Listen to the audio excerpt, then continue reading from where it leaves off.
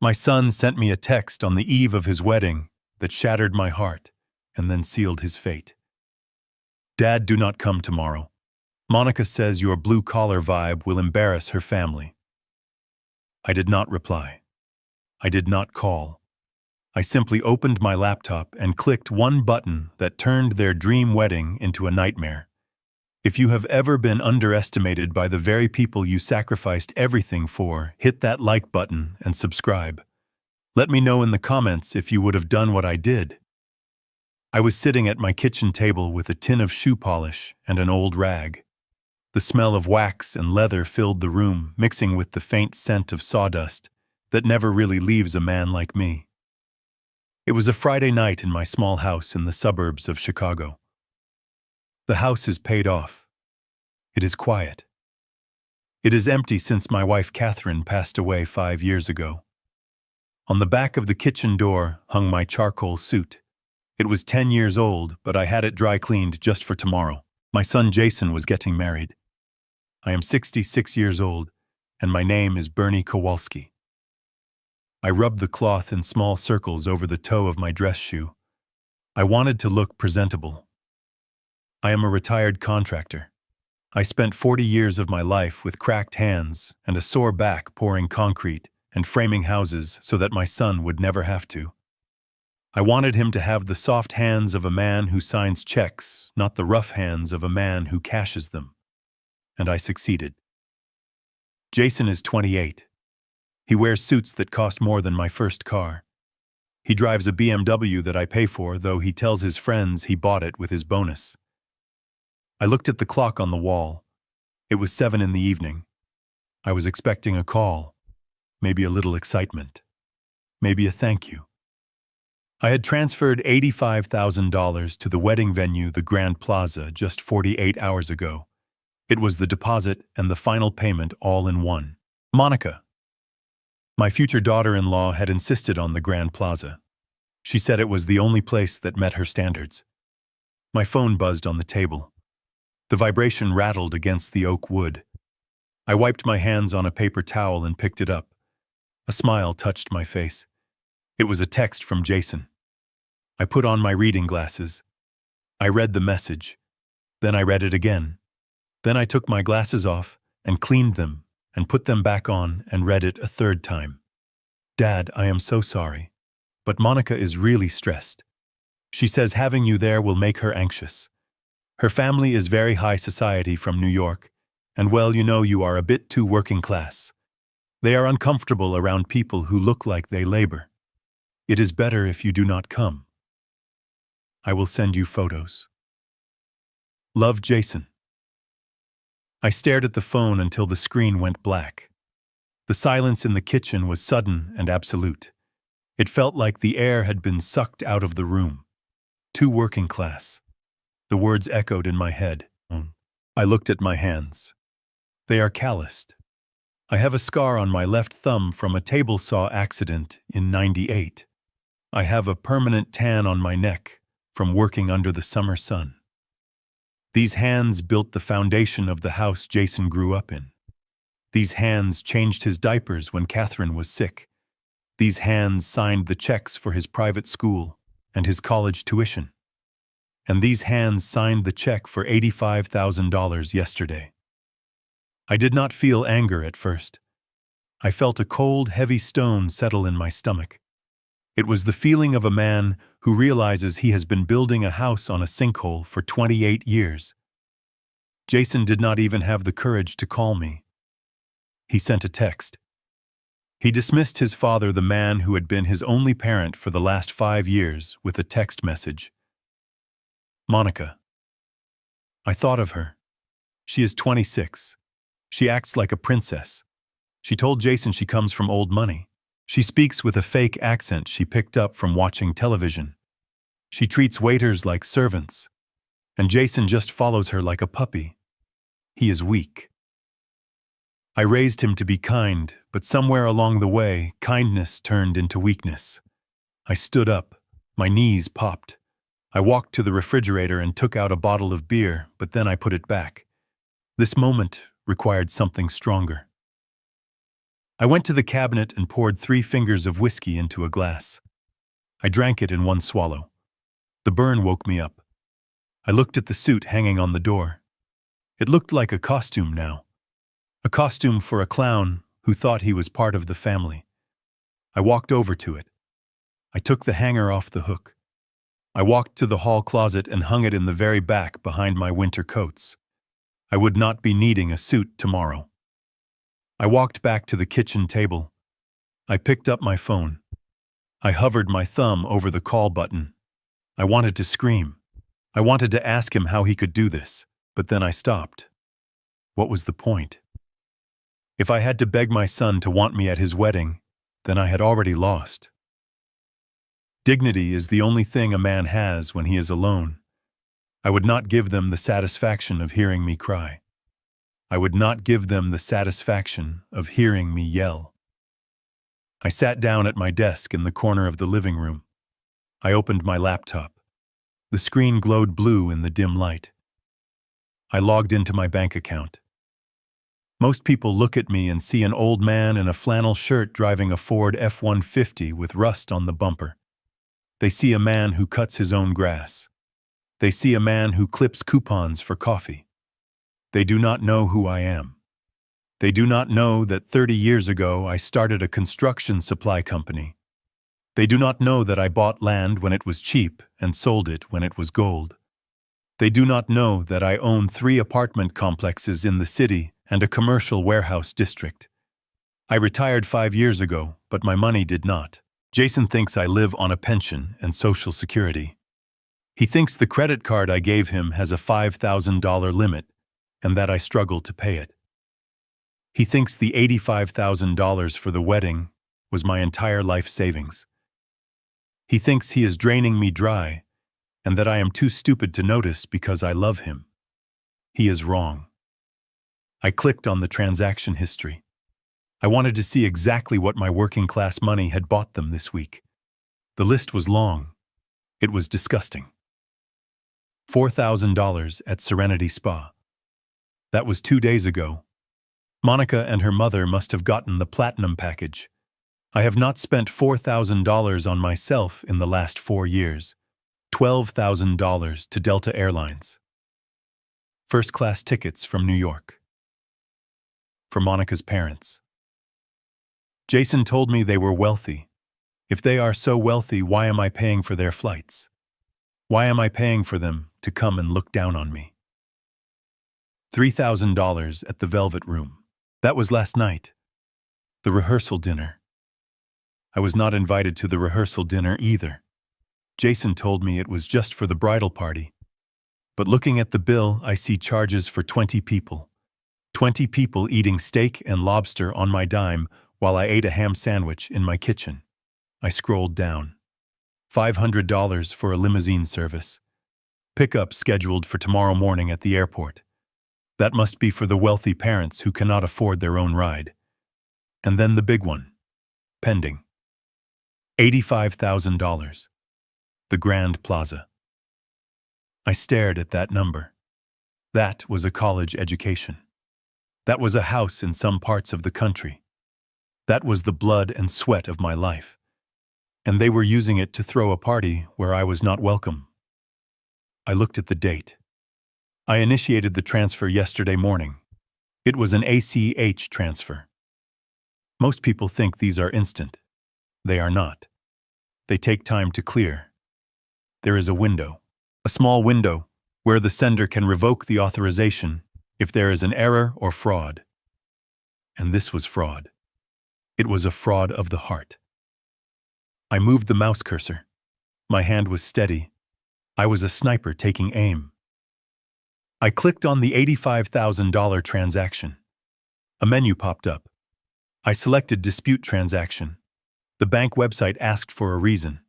I typed in one word, unauthorized. It was not a lie. I authorized payment for my son's wedding. I did not authorize payment for a social event where I was banned. The contract between a father and son had been breached. I clicked Submit. The screen refreshed. Transaction canceled. The money would not leave my account. The Grand Plaza would get a notification in the morning that the funds had failed. I was not done. I went to the credit card tab. This was the card Jason carried in his wallet. The card he used to impress Monica. The card he used to buy her love. I looked at the balance. He had racked up $20,000 in the last month alone. Flowers, suits, jewelry. I clicked on Manage Authorized Users. I saw his name, Jason Kowalski. There was a toggle switch next to his name that said Active. I clicked it. The status changed to inactive. But I wanted to be sure. I wanted to be absolutely sure that when he tried to swipe that card tomorrow to pay for the flowers, or the makeup artist, or the final bar tab, that it would be a brick of useless plastic. I clicked Report Lost or Stolen. The site asked if I wanted to order a replacement card. I clicked No. I leaned back in my chair. The room was silent, but inside my head I could hear the sound of a guillotine dropping. I closed the browser tab for the bank. Then I opened my email. I had an email from the landlord of the house on Oak Street. This is the house Jason and Monica live in. They think they rent it from a property management company. They do not know that I own the house. I bought it through an LLC 3 years ago, so they would have a nice place to live. I have been subsidizing their rent. They pay $1,000 a month. The market rate is $3,000. I pay the difference from one pocket to the other to keep the books balanced. I wrote an email to the property manager. His name is Sullivan. He is also my lawyer and my old friend. Subject: Eviction Notice. Sullivan. Prepare a 30-day notice for the tenants on Oak Street. Also, I am raising the rent to market value effective immediately for any lease renewal. No exceptions. Send it tomorrow morning. Bernie. I clicked send. It was done. In the span of 10 minutes, I had dismantled the financial fantasy my son lived in. I closed the laptop. I felt a strange sensation. I thought I would feel guilty. A father should protect his child, but a father should also teach his child. And I had failed to teach Jason gratitude. I had failed to teach him respect. So now life would have to teach him, and life is a cruel teacher. I walked back to the kitchen. I washed my whiskey glass and put it in the drying rack. I put the shoe polish away under the sink. My phone started to buzz again. I walked over to it. It was Jason calling. He must have been at a bar or a club, maybe celebrating his last night of freedom. Or maybe his card had just been declined for a round of drinks. The screen lit up with his face.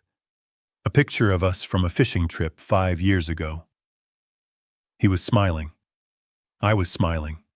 We looked like a team. I watched the phone vibrate against the table. Buzz, buzz, buzz.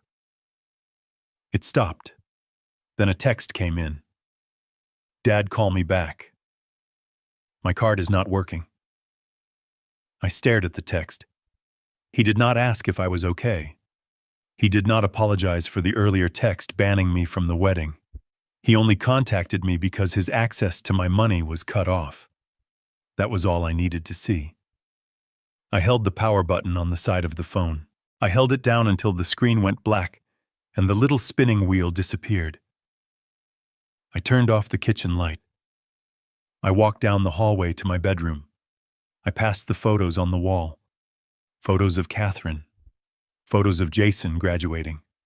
Photos of the life I thought I had. I lay down on my bed. The sheets were cool. I pulled the blanket up to my chin. Tomorrow was going to be a very bad day for Jason Kowalski.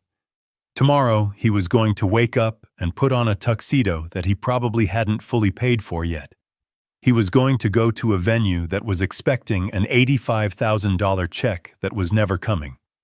He was going to stand in front of his high society in-laws with a frozen credit card and a lie that was about to explode in his face. And I would not be there to fix it. I closed my eyes.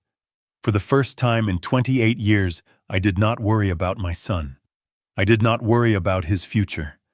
I had done everything I could. I drifted off to sleep, listening to the sound of the wind outside. It sounded like a storm was coming. And it was. But for the first time, the storm was not hitting my house. It was hitting his. The sun was just beginning to burn off the morning mist that clung to the manicured lawns of my neighborhood. It was 7 in the morning on the day my son was supposed to get married. Most fathers would be tying a Windsor knot, or checking their watch, or maybe nursing a coffee while thinking about the speech they were going to give.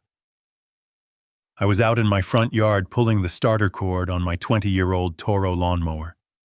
The engine sputtered and then roared to life a loud mechanical growl that shattered the suburban silence. I loved that sound. It was the sound of work. It was the sound of reliability. That machine had never let me down, unlike the people who were about to show up. I adjusted my hat, pulling the brim low over my eyes, and started pushing the mower across the grass. I could smell the gasoline and the sweet, sharp scent of cut clover. It was grounding. It reminded me of who I was. I was Bernie Kowalski. I built things. I fixed things. And today I was going to tear something down. I was halfway through the second row when I heard the screech. It was the distinct sound of high-performance rubber being tortured against asphalt. I didn't look up immediately. I kept my pace steady, pushing the mower, feeling the vibration in my hands. But I knew that sound. I knew the engine note that followed it. It was a BMW M5, a machine of precision engineering that cost north of $100,000. I knew exactly how much it cost, because I was the one who wrote the check for it 2 years ago when Jason said he needed a reliable car for client meetings. The black sedan drifted around the corner way too fast for a residential street and slammed on the brakes right in front of my driveway. The tires smoked, leaving thick black skid marks on the pavement I had sealed myself last summer. I stopped the mower. I didn't turn it off. I just let it idle, the engine chugging rhythmically while I leaned against the handle and waited. The driver's door flew open. Jason scrambled out. He looked like a wreck. His hair was unwashed, sticking up in tufts, and he was wearing a wrinkled t-shirt and sweatpants. He looked nothing like a man about to marry into high society. He looked like a boy who had lost his mother at the grocery store. Then the passenger door opened. Monica stepped out. She was wearing a pink velour tracksuit that probably cost more than my lawnmower and huge sunglasses that covered half her face. She slammed the door so hard, the car rocked on its suspension. That made my jaw tighten. "You don't slam the door of a car you don't own." "Bernie," she screamed. Her voice was shrill, cutting through the rumble of the lawnmower. "What the hell is wrong with you?" I reached down and flipped the switch on the mower. The engine died. The sudden silence was heavy. I took a slow breath, inhaling the gasoline fumes one last time before facing them. I grabbed a rag from my back pocket and wiped the sweat from my forehead. I didn't say a word. I just looked at them. Jason ran up the driveway, his loafers slipping on the loose grass clippings. "Dad," he panted, stopping a few feet away from me. "Dad, you have to pick up the phone." "Why is your phone off? Do you have any idea what is happening?" I looked at him calmly. "I am cutting the grass, Jason. I like to focus when I work." Monica marched up behind him. She didn't look at me. She looked at her phone, typing furiously with manicured nails before shoving the screen toward my face. "Declined," she hissed. "Declined. Do you know what that word means, Bernie?" I was at the salon. I was in the chair. They had just finished the extensions. My hair was wet. And when I gave them the card, the machine beeped. It beeped loud. Everyone looked. The stylist, the other customers, everyone. She took a step closer, invading my personal space. She smelled of expensive chemicals and desperation. It said, "Stolen." She whispered the word like it was a curse. The machine said the card was reported stolen. They thought I was a thief. They threatened to call the police, Bernie. I had to call my father to pay over the phone. My father. On my wedding day. I folded the rag and put it back in my pocket. That sounds embarrassing, I said. My voice was flat, devoid of sympathy. Embarrassing, she shrieked. It was humiliating. You need to call the bank right now. Tell them it was a mistake. Tell them you are an idiot who pressed the wrong button. Fix this. Jason stepped between us, putting his hands up in a placating gesture. Dad, please. We don't have time for this. The florist is waiting for the final payment. The limousine company needs the deposit for the pickup. We have so many vendors to pay this morning. Just unlock the card. We can talk about whatever is bothering you later after the wedding. Whatever is bothering me. The phrase hung in the air. He thought this was a mood. He thought this was a senior moment. He didn't even realize the ground had shifted beneath his feet. I looked at my son. I looked at the panic in his eyes. It wasn't the panic of a man worried about his father. It was the panic of an addict cut off from his supply. I am not calling the bank, I said. Jason blinked. What? I said I am not calling the bank. The card wasn't declined by mistake, Jason. I reported it stolen. Monica let out a sound that was half laugh, half growl. You what? Why would you do that? Because I realized something last night, I said, crossing my arms over my chest. I realized that only a thief would take $85,000 from a man and then tell him he isn't good enough to eat at the same table. Jason's face went pale. He finally understood. This wasn't a glitch. This was a response. Dad, come on, he stammered, his voice dropping to a whisper. You got the text. Look, I am sorry, okay? It is complicated. Monica's family is different. They have expectations. We just wanted the day to be perfect. We didn't want you to feel out of place. Out of place, I repeated. You are standing in the driveway of the house I built. You are driving the car I bought. You are wearing clothes I paid for. And you think I am the one who is out of place. Monica scoffed, rolling her eyes behind her dark glasses. Oh, here we go. The martyr act. Listen, Bernie, we don't have time for your little blue-collar pity party. We have guests arriving from the Hamptons. We have a schedule. You are ruining everything because your fragile ego got bruised. Just give us the money and go back to your gardening. You are right. You don't fit in with my family. Look at you. You are covered in grass. You look like the help. The help. I looked down at my boots. They were old work boots stained with oil and mud. I looked at my flannel shirt. It was faded at the elbows. Then I looked past them at the BMW sitting in the street. That car was my pride and joy when I bought it. I had worked an extra 6 months of consulting jobs just to pay cash for it, so Jason wouldn't have a car payment hanging over his head. I put the title in my name for insurance purposes, but I let him drive it as if it were his own. I let him pretend he was the big shot. You know, Monica, I said, my voice dropping an octave. You are right. I am just the help. I am the help that pays for your apartment. I am the help that pays for your vacations. And I am the help that pays for that car you just slammed the door of. I walked past them down the driveway toward the street. Where are you going? Jason asked, his voice rising in pitch. Dad, where are you going? I walked up to the BMW. I ran my hand along the hood. The metal was hot from the engine. I looked at the tires. Michelin pilots. $500 a corner.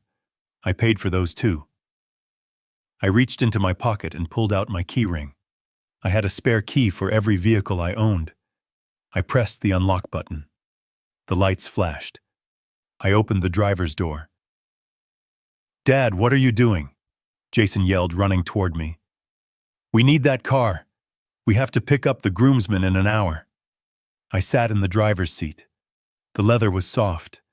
It smelled like Jason's cologne and Monica's perfume. It smelled like entitlement. I started the engine.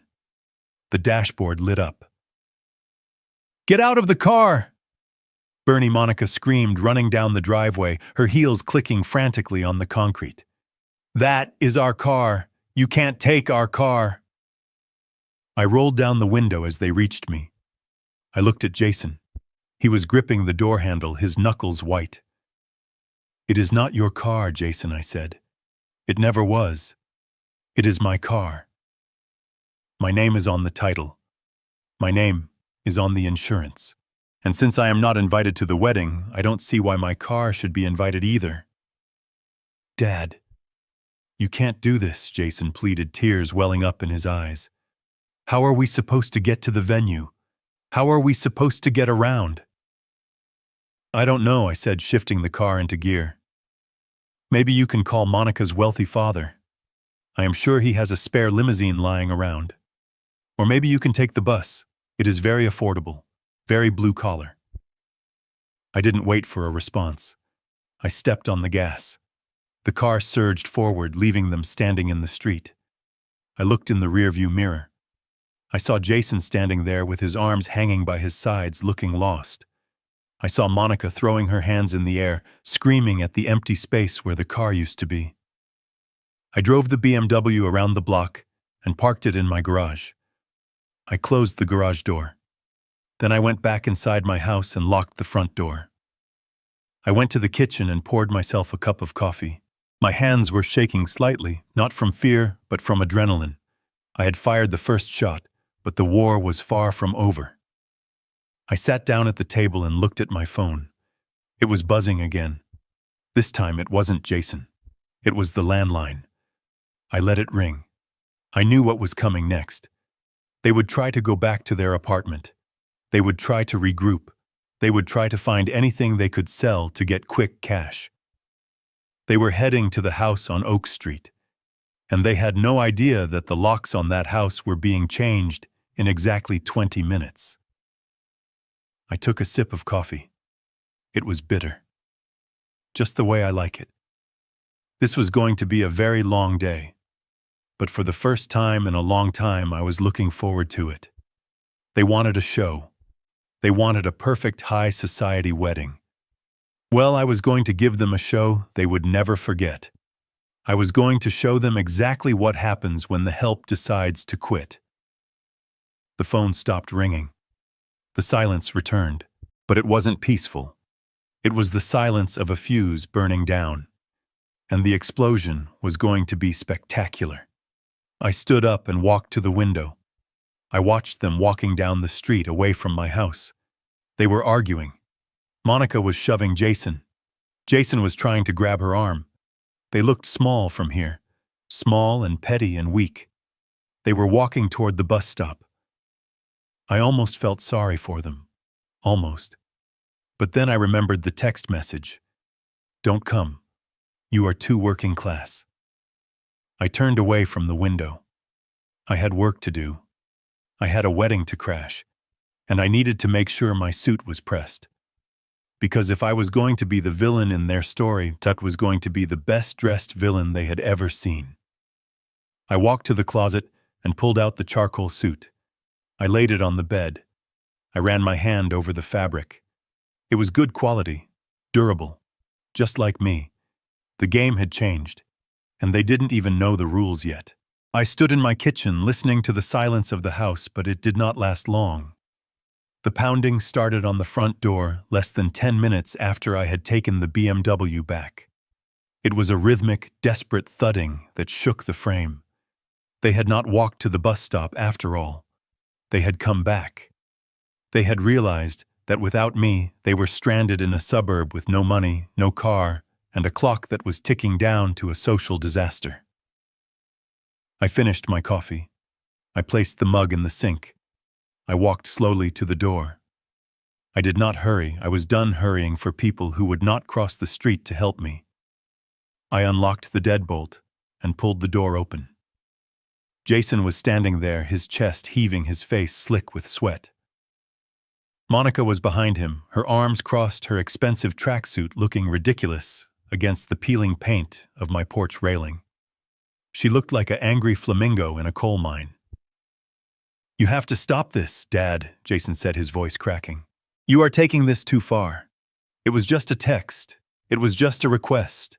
We didn't mean to hurt your feelings, but you are acting like a lunatic. Give us the keys.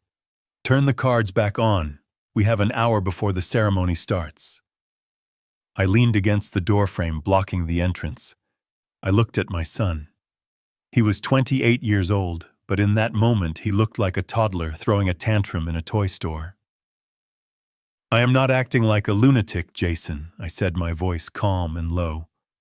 "I am acting like a man who just saved $85,000. Monica stepped forward, pushing Jason aside. Her face was twisted into a sneer that exposed the lines of filler around her mouth. "Listen to me, you selfish old man," she spat. "You think this is a game. You think you can hold us hostage. You are pathetic. This is my wedding, my day, and you are ruining it because you are too sensitive to handle the truth." "And what is the truth, Monica?" I asked. "The truth is that you are an embarrassment," she screamed. "Look at you. Look at this house. It smells like old grease and sawdust. You wear clothes from a thrift store. You drive a truck that belongs in a junkyard. My parents are sophisticated people. They are flying in from New York. They run in circles you couldn't even dream of getting into. Do you really think I want them to see you standing next to us in photos? Do you think I want to explain to my friends that my father-in-law digs ditches for a living?" I stood there and let her words hit me. They were meant to hurt. They were meant to cut me down. But they didn't hurt. They just clarified things. They stripped away the last layer of doubt. "I don't dig ditches, Monica," I said. "I own the company that digs the ditches, and the company that pours the concrete, and the company that builds the walls. But you never cared about that, did you? You only cared about the checkbook." "I don't care what you own," she hissed. "You are low-class, Bernie. You always have been. You are cheap. You are tacky. And frankly, we were doing you a favor by inviting you at all. But now you are going to fix this. You are going to give us the money because you owe it to Jason. You owe him a future." "I owe him nothing," I said. "I gave him a life. I gave him an education. I gave him a home. And in return, he gave me a text message telling me to stay away." Jason tried to intervene. "Mom didn't mean that, Dad. She is just stressed." "Oh, shut up," Jason, Monica snapped at him. "Stop coddling him. He needs to hear this." She turned back to me, her eyes blazing. "You are going to pay for this wedding, Bernie. You are going to pay for every single cent, because if you don't, I will make sure you never see your son again. I will make sure you die alone in this miserable little house." I looked at her. I looked at the greed and the entitlement radiating off her like heat from a pavement. And then I asked the question that had been burning in my mind since last night. Why, I asked. What, she snapped. Why should I pay for a party I am not invited to? She blinked. The question seemed to confuse her. "Because it is your duty," she said. "Because that is what parents do, they pay." "No," I said. "Parents provide. Fools pay. And I am done being a fool." I reached into my pocket and pulled out my phone. It was an old model with a cracked screen. Monica looked at it with disdain. "What are you doing?" she asked. "I am making a call," I said. I unlocked the phone. I scrolled through my contacts. I didn't have many, but the ones I had were useful. I found the number for Prestige Limousines. I knew the owner.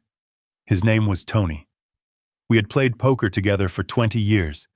I put the phone on speaker and held it up. Monica's eyes widened. She recognized the name. The phone rang once, twice. Bernie Tony's voice boomed through the tiny speaker. "Good to hear from you. Everything good for the pickup?" "Hello, Tony," I said, keeping my eyes locked on Monica's face. I am calling about the reservation for the Kowalski wedding. The stretch Hummer and the 2 town cars for the airport pickup. Yes, sir, Tony said. My drivers are at O'Hare right now. The flight from New York just landed. We are waiting for the party at baggage claim. I saw the color drain from Monica's face. Her parents, her wealthy, sophisticated parents, were walking toward baggage claim right now, expecting a chauffeur with a sign. Tony, I said, there has been a change of plans. What kind of change, Bernie? Tony asked. I need you to cancel the service, I said. Cancel it? Tony sounded confused. Bernie, the drivers are already there. The meter is running. I know, Tony, I said. I will pay the cancellation fee. Whatever it is, just put it on my tab. But do not pick up those passengers. Bernie, are you sure? Tony asked. It is a wedding day. I am sure, Tony, I said. The credit card on file for the incidentals was my son's, and it has been reported stolen. And I am withdrawing my personal guarantee for the contract. Send the drivers home. There was a pause on the line. Then Tony sighed. All right, Bernie. You are the boss. I will radio them now to leave the terminal. Sorry about the trouble. No trouble, Tony, thanks. I hung up the phone. The silence that followed was different. It wasn't the silence of a fuse burning. It was the silence of a bomb that had just gone off. Monica let out a sound that was not human. It was a guttural screech of pure panic. You didn't, she whispered, her hands flying to her mouth. You didn't just strand my parents at O'Hare. I put the phone back in my pocket. I did, I said. They are wealthy people, Monica. I am sure they can figure out how to use Uber. Or maybe they can take the Blue Line train. It goes straight to downtown. It is very efficient, very working class. My parents do not take public transportation, she screamed, lunging at me. Jason caught her around the waist, holding her back. She clawed at the air, reaching for my face. You monster. You ruined everything. They are going to be standing on the curb like hobos. They will hate me. They will hate you. They don't even know me, I said. And judging by how you talk about me, they probably already hate me. So I have lost nothing. Jason looked at me with eyes full of betrayal.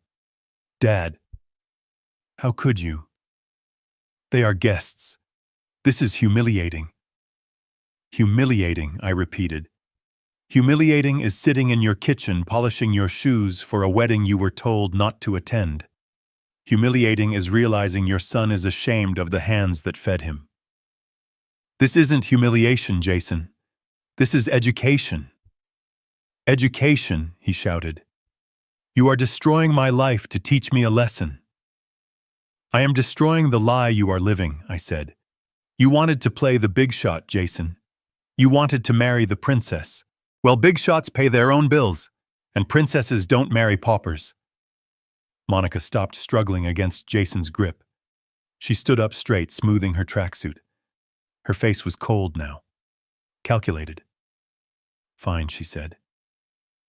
Fine. You want to play dirty, Bernie?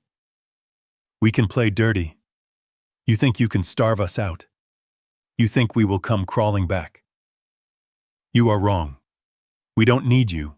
We have the house on Oak Street. We have our wedding gifts. We will figure this out. And when we do, you will never see us again. You will never see your grandchildren. You will die alone in this rotting house and no one will care. I smiled. It was a sad smile, but it was genuine. The house on Oak Street, I said. Yes, the house, she snapped. Our house. I looked at my watch. It was 8:15. You might want to head over there, I said. Why, she asked suspiciously. Because at 8 o'clock this morning, a locksmith met the property manager there, I said. They are changing the locks, and since the lease was technically month to month and under my name, I terminated it. Jason dropped his hands from her waist. He looked like he had been shot. You evicted us, he whispered. I didn't evict you, I said. I just stopped providing housing for people who are not family. You said it yourself, Monica. I am just a bank account, and the bank is closed. Monica stared at me. Her mouth opened and closed, but no sound came out. The magnitude of what was happening was finally crashing down on her. No car, no venue, no limo for her parents, and now no home. Jason backed away from me. He looked at the house he had grown up in. He looked at me, his father. And for the first time I saw fear in his eyes. Real fear. The fear of a man who realizes he is standing on a trapdoor and the lever has just been pulled. You are insane, he said. You are actually insane. Go, I said, pointing to the street. Go find your wife's parents. Go explain why they are standing at the airport. Go find a place to sleep tonight. But get off my property. I stepped back inside and closed the door. I locked the deadbolt. I leaned my forehead against the cool wood. My heart was pounding in my chest. It hurt. God, it hurt. To do that to my own boy. To see the hate in his eyes. But then I looked down at my hands. The hands that had built everything. They were trembling. Not from weakness. From rage. From the release of years of being small so he could feel big. I walked to the window and watched them. They were running down the driveway now. Jason was on his phone, probably trying to call an Uber that he couldn't pay for. Monica was screaming at him, hitting his arm. They looked like rats on a sinking ship, turning on each other as the water rose. I watched them until they turned the corner and disappeared. I was alone in my house. It was quiet. But it was a clean quiet. The air felt lighter. I went back to the kitchen. I picked up the shoe polish again. I still had one shoe left to shine. I wasn't going to the wedding. But that didn't mean I couldn't have nice shoes. A man has to be ready. Because I knew this wasn't over. They would go to the Oak Street house. They would find the locks changed.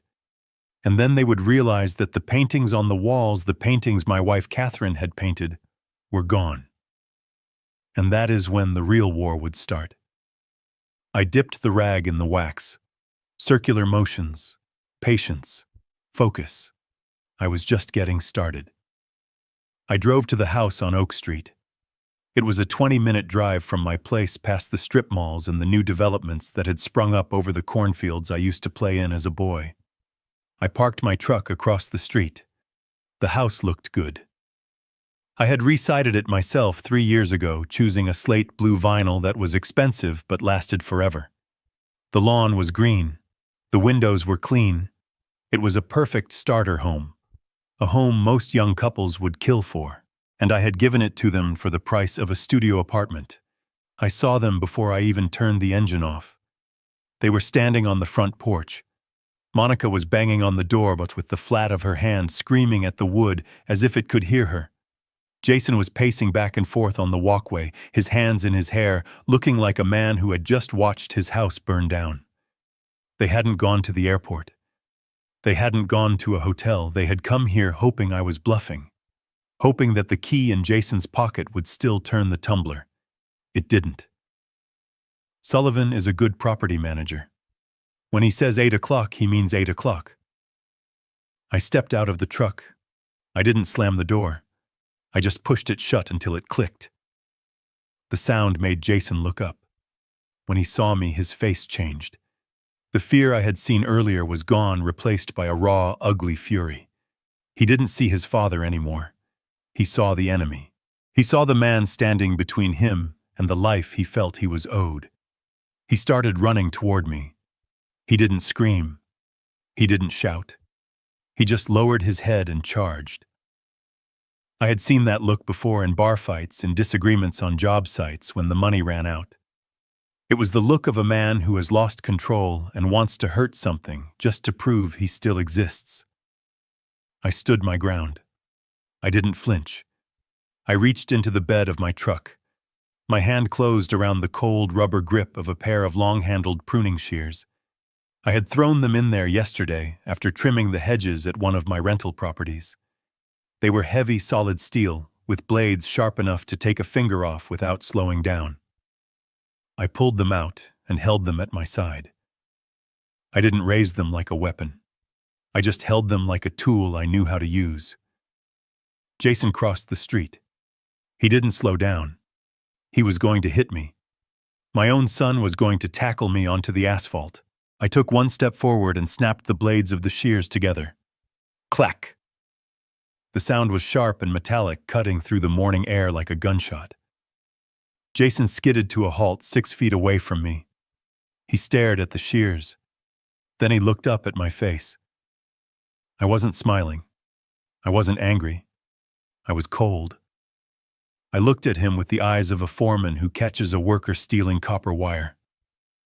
I looked at him with the eyes of a man who has fired people bigger and meaner than him. "Don't," I said. My voice was low, barely a whisper, but he heard it.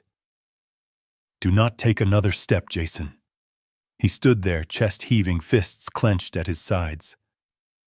"You locked us out," he choked out, saliva flying from his lips. "All our stuff is in there.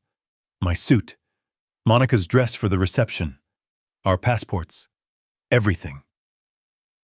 You can't do this. It is illegal." "It is not illegal," I said calmly. "It is a lockout for non-payment of market value rent and lease violation." Sullivan posted the notice on the door. "Didn't you read it?" "I don't care about the notice," he screamed, stepping forward again. "Open the door, Dad. Open the damn door, or I swear to God I will." He raised a fist. I lifted the shears. I pointed the blades right at his chest. I didn't shake. My arm was steady as a rock. "You will what, Jason?" I asked. "You will hit me. You will beat up the old man. Go ahead. Try it. But remember who taught you how to fight. And remember that I spent 40 years breaking concrete while you were playing video games." He froze. He looked at the blades, then at my eyes. He saw something there he had never seen before. He saw that the safety net was gone. He saw that I wasn't his dad anymore. I was just another man. And in a fight between men, he knew he would lose. The rage drained out of him, leaving him hollow. He took a step back, his hands shaking. "You are crazy," he whispered. "You are actually threatening me." "I am not threatening you," I said, lowering the shears but keeping them ready. "I am protecting myself. There is a difference." Monica came running down the lawn, her heels sinking into the grass I paid to have fertilized. She grabbed Jason's arm, pulling him back. "Jason, stop," she cried, looking at me with genuine terror. "He has lost his mind. Look at him. He has a weapon. Let's go. We have to go. We can call the police later. We have to get to the venue. My parents are probably there by now. We have to salvage this." She was right. The clock was ticking. Every minute they wasted arguing with me was a minute closer to their social funeral. I watched them retreat. They backed away toward the sidewalk like I was a rabid dog. "Listen to me," I called out. My voice carried down the street. "I am giving you 24 hours. They stopped and looked back. 24 hours, I repeated. "Sullivan will be here tomorrow at noon. He will open the door for exactly 60 minutes. You can take your clothes and your personal items. Anything left after that goes to the dump." "But the furniture," Monica wailed. "The TV, the wedding gifts. The furniture is mine," I said. "I bought it. The TV is mine. I bought it. The gifts. Well, you can take the gifts. You are going to need them to return for cash when you realize you have nowhere to sleep." I took a step toward them, and they flinched. "Now get out of here," I said. "Get off my street. Go play pretend with your rich in-laws. Go see how far that gets you." Jason looked at me one last time. There was no love in his eyes. Only hate. Pure, unadulterated hate. And that was fine. I could live with hate. I couldn't live with disrespect. "Come on, Monica," he said, grabbing her hand. "Let's go. We will fix this. We don't need him." They turned and ran down the street toward the main road, probably hoping to flag down a taxi or find a spot with cell service to call a ride they couldn't afford. I watched them go. I stood there in the street, holding the pruning shears, feeling the weight of the steel in my hand. A neighbor, Mrs. Higgins, peered out from behind her curtains across the street. I nodded at her. She let the curtain fall back. I walked up the driveway to the house. I walked up to the front door. I looked at the notice Sullivan had taped there. Notice of lease termination. It looked official. It looked final. I reached into my pocket and pulled out the master key. I didn't need to wait for Sullivan. I owned the place. I unlocked the door and stepped inside. The air in the house was stale. It smelled of expensive candles and neglect. There were clothes thrown everywhere, pizza boxes on the coffee table. It looked like a frat house, not a home for a married couple. I walked through the living room. I didn't look at the mess. I looked at the walls. There were empty spaces, rectangular patches of paint that were slightly brighter than the rest of the wall. I stopped. My heart skipped a beat. I walked to the hallway. More empty spaces. I walked to the bedroom. Above the bed where I had hung it myself 3 years ago, there should have been a painting, a landscape of the lake cabin we used to rent. Catherine had painted it the summer before she got sick. It wasn't a masterpiece to the world, but it was a masterpiece to me.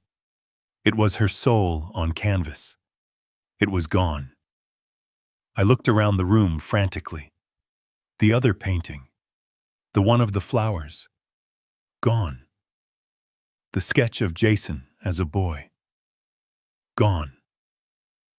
I ran to the jewelry box on the dresser. It was open. Empty. Catherine's pearl necklace. The one I gave her for our 30th anniversary. Gone. My blood ran cold. Then it boiled. They hadn't just been living off me. They had been selling me piece by piece. I looked down at the floor. Half hidden under the bed was a piece of paper. I picked it up. It was a receipt. Yellow carbon paper. Downtown pawn and gold. Items 3 oil paintings. Amateur 1 pearl necklace, 1 gold watch. Total cash payout $1,200. I stared at the number. $1,200. They had sold my wife's legacy. They had sold the only things I had left of her for $1,200, probably to upgrade the flowers or get a better DJ. The sadness evaporated. The hesitation evaporated. This wasn't about a wedding anymore. This wasn't about disrespect. This was a crime. I took my phone out. I dialed Sullivan. "Bernie," he answered. I changed the locks. "They are out." "I know, Sullivan," I said. My voice was shaking, but not from fear. "I am in the house. Sullivan, I need you to do something for me, and I need you to do it fast." "What is it, Bernie?" "Draft a criminal complaint," I said. "Theft. Grand larceny." "Bernie, are you sure? It's your son." I looked at the empty spot on the wall where Catherine's painting used to be. I touched the wall. It was cold. "He isn't my son right now, Sullivan," I said. "He is a thief. Prepare the papers and call the police. Tell them to meet me at the Grand Plaza." "You are going to the wedding?" Sullivan asked. "Yes," I said. "I am going to the wedding. I have to deliver a gift." I hung up. I put the receipt in my pocket. I walked out of the house and locked the door. I got into my truck. I had work to do. I pulled my truck up to the curb in front of the house on Oak Street and killed the engine. The silence that followed was heavy. It was the kind of quiet that usually comes before a storm breaks. I sat there for a moment, gripping the steering wheel, looking at the house. It was a good house, a solid house. I had bought it as a foreclosure 3 years ago and spent 6 months restoring it with my own hands. I sanded the floors. I hung the drywall. I installed the new windows. It was supposed to be a gift, a stepping stone for Jason and Monica to build a life. Now it looked like a fortress that had been barred against me. I stepped out of the truck and walked up the driveway. The concrete was stained with oil leaks that Jason had never bothered to clean up. I reached into my pocket and pulled out my key ring. I selected the brass key that opened the front door, the master key that I had kept for emergencies. I slid it into the lock. It went in halfway and stopped. I jiggled it. I tried to force it. It hit a wall of metal. They had changed the locks. I stood there on the porch staring at the deadbolt. A low chuckle escaped my throat, but there was no humor in it. It was a sound of pure disbelief. They lived in my house rent-free. They drove my cars. They spent my money. And their response to a disagreement was to change the locks on a property they did not own. It was a level of audacity that I almost had to admire. They truly believed that possession was 9/10 of the law. They truly believed that if they kept me out, they could keep their fantasy alive. I took out my phone. I didn't call Jason. I didn't call Monica. There was no point in screaming through a locked door. Instead, I scrolled down to a number I had not used in a while. Mike the locksmith answered on the second ring. "Bernie," he said, "what can I do for you?" "I need you at Oak Street," Mike, I said. "Bring the drill. And bring a new set of deadbolts, the heavy-duty ones." I waited on the porch. I didn't pace. I didn't look through the windows. I just stood there like a sentry. Neighbors drove by, slowing down as they saw me standing guard in my work clothes.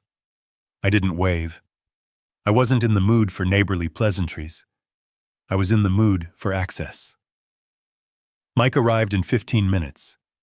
He was a big man who had been cracking safes and picking locks in this town for 30 years.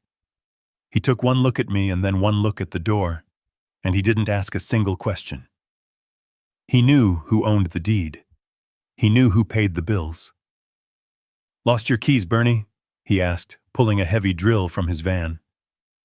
"Something like that," I said. "The tenants decided to make some unauthorized modifications. I need to inspect the property." Mike nodded. He stepped up to the door. The sound of the drill biting into the metal was loud and violent. It shrieked as it bored through the pins of the lock Jason had probably paid a fortune to have installed just hours ago. Metal shavings curled onto the welcome mat. It took less than 2 minutes. With a final crunch, the lock gave way. Mike used a screwdriver to turn the mechanism, and the door swung open. "Thanks, Mike," I said, handing him a wad of cash. "Install the new ones and give me the only set of keys." I stepped across the threshold. The smell hit me first. It was a thick, cloying mixture of stale champagne, expensive perfume, and old garbage.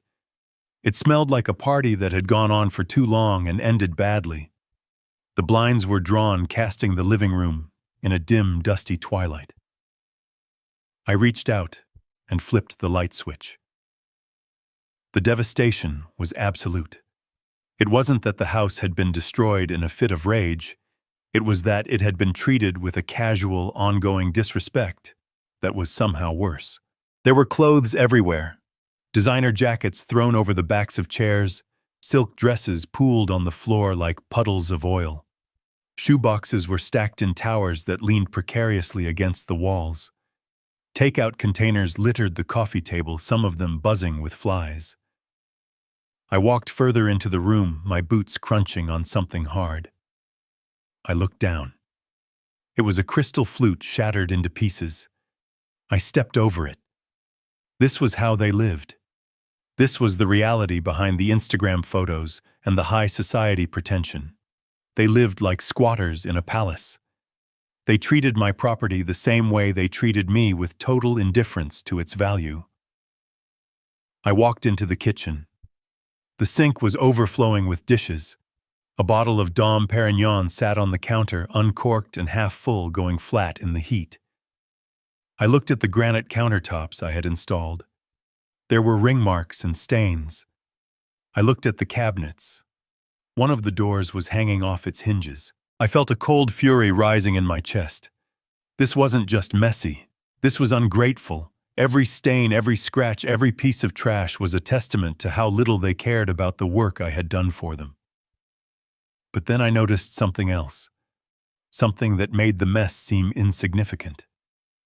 I walked back into the living room. I looked at the walls. When I had given them the house, I had left a few things. Furniture, mostly, but also art. My wife, Catherine, had been a painter.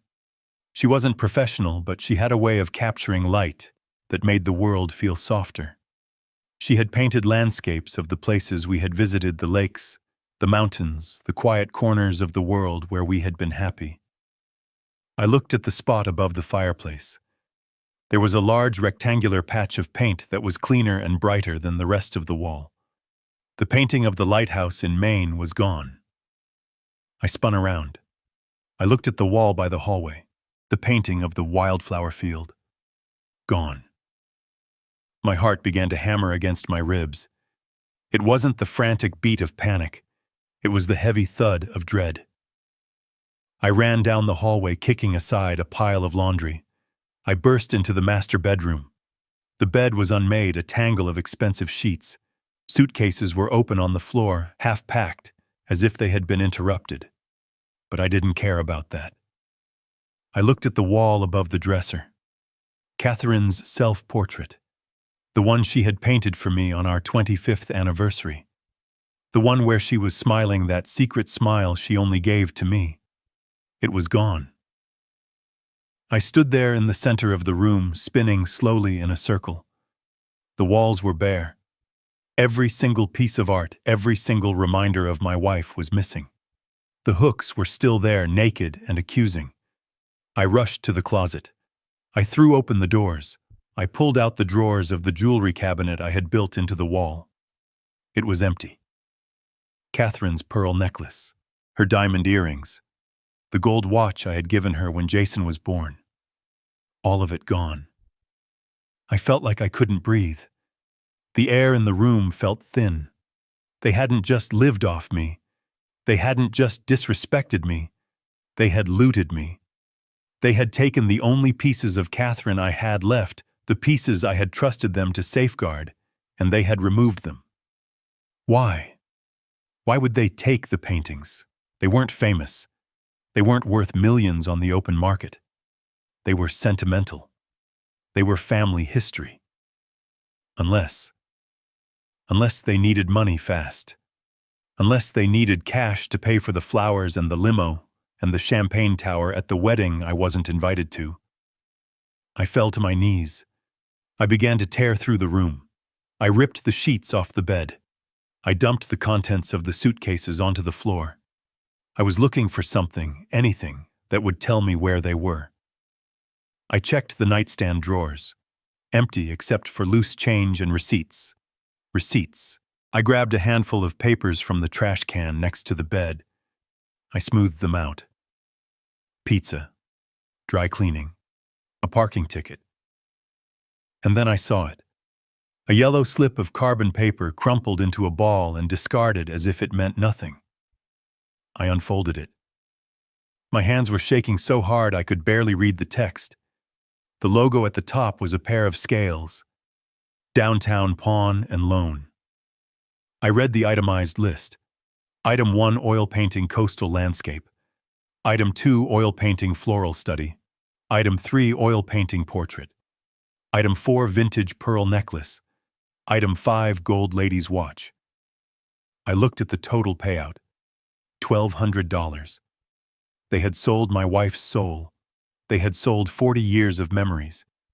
They had sold the legacy of a woman who had loved Jason more than life itself. And they had sold it all for $1,200, probably to pay for the appetizers or the upgrade to the bridal suite. I sat there on the floor, clutching the yellow slip of paper. The rage that had been burning inside me turned into something else. It turned into ice. It turned into a resolve so cold and so hard that it frightened me. This was no longer a dispute between a father and a son. This was no longer about a wedding invitation or a bank account. This was a crime. I stood up. I put the receipt in my pocket. I looked around the room one last time. I looked at the empty walls. I didn't see my son's bedroom anymore. I saw a crime scene. I walked out of the room. I walked down the hallway. I walked past the locksmith who was finishing up the installation of the new deadbolt. "Lock it up, Mike," I said. My voice was steady. "Lock it all up. Nobody gets in here. Not even if they beg." I walked out to my truck. I took out my phone. I dialed a number. Sullivan answered on the first ring. "Bernie, did you get in?" he asked. "I got in," I said. "Sullivan, I need you to do something for me. And I need you to show it right now." "What is it, Bernie?" "I am holding a receipt from a pawn shop," I said. "Jason stole his mother's jewelry. He stole her paintings. And he pawned them." There was a silence on the line. Then Sullivan spoke, his voice grave. "Bernie, that is grand larceny. If we pursue this, he will go to jail." I looked at the house. I looked at the window where Catherine used to stand and wave at me when I came home from work. "Draft the complaint, Sullivan," I said. "Call the precinct. Tell them I want to press charges, and tell them to meet me at the Grand Plaza." "You are going to the venue?" Sullivan asked. "Yes," I said, starting the engine. "I am going to the venue. The police can pick him up there." "Bernie, think about this," Sullivan said. "Doing this at the wedding, that is the nuclear option." I put the truck in gear. "They sold Catherine for $1,200, Sullivan. The nuclear option is the only option left." I hung up. I didn't look back at the house. I drove toward the city. The sun was high in the sky now. It was a beautiful day for a wedding. And it was a beautiful day for justice. I stood in the center of the master bedroom, and the silence of the house felt heavy enough to crush a man. The rectangular pale spots on the walls where Catherine's paintings used to hang looked like fresh scars on skin. They were wounds. They were voids where the soul of this house used to be. I felt a tightness in my chest that had nothing to do with my heart condition and everything to do with heartbreak. I needed to know. I didn't just need to suspect, I needed to know exactly what they had done. I needed to see the paper trail of their betrayal. I walked over to the desk in the corner. It was a cheap particle board thing that Monica had insisted on buying, because it looked modern even though I had offered to build them a solid oak one. The surface was buried under a landslide of paper, unopened envelopes, glossy wedding magazines, brochures for luxury honeymoons in the Maldives. It was a shrine to their delusion. I started digging. I wasn't gentle. I swept the magazines onto the floor with a swipe of my arm. I grabbed handfuls of mail and ripped them open. Past due notice from the electric company. Final warning from the credit card company. A letter from a collection agency regarding a personal loan. It was a financial autopsy. They weren't just broke. They were drowning. They were suffocating under the weight of a lifestyle they couldn't afford, and they were using the wedding as a last gasp of air. They were gambling everything on the hope that the wedding gifts would bail them out, or that I would die and leave them the rest. I pulled open the top drawer. It was jammed with takeout menus and charging cables. I yanked it harder, and it flew off the tracks, crashing onto the floor. Underneath the drawer, hidden in the dark recess of the desk cavity, was a shoebox. I pulled it out. It was an old Nike box. I opened the lid. Inside, there was a tangle of papers, receipts, pawn slips. My hands trembled as I reached in. I picked up the first slip. It was dated 3 months ago. Gold cufflinks. Engraved BK. My cufflinks. The ones I had given Jason for his college graduation. The ones that had belonged to my father. He had pawned them for $200. I picked up another slip. 2 months ago. Silver tea set. Antique. Catherine's tea set. The one her grandmother had brought over from Poland. Gone. Sold for scrap silver. I felt bile rise in my throat. I dug deeper. I was looking for the most recent one. The one that would explain the empty walls and the hollow feeling in the room. I found it at the bottom of the stack. It was dated yesterday. The ink was barely dry. Downtown pawn and loan. The list was long. It was a catalog of my wife's life. Item 1, oil painting. Coastal scene. Artist unknown. Item 2, oil painting. Floral arrangement. Artist unknown. Item 3, 18K gold locket with diamond chip. Item 4, pearl necklace. Double strand. I stared at the paper. The words swam before my eyes. The locket. I had bought that for Catherine when we found out she was pregnant with Jason. I had worked double shifts for 6 months to pay for it.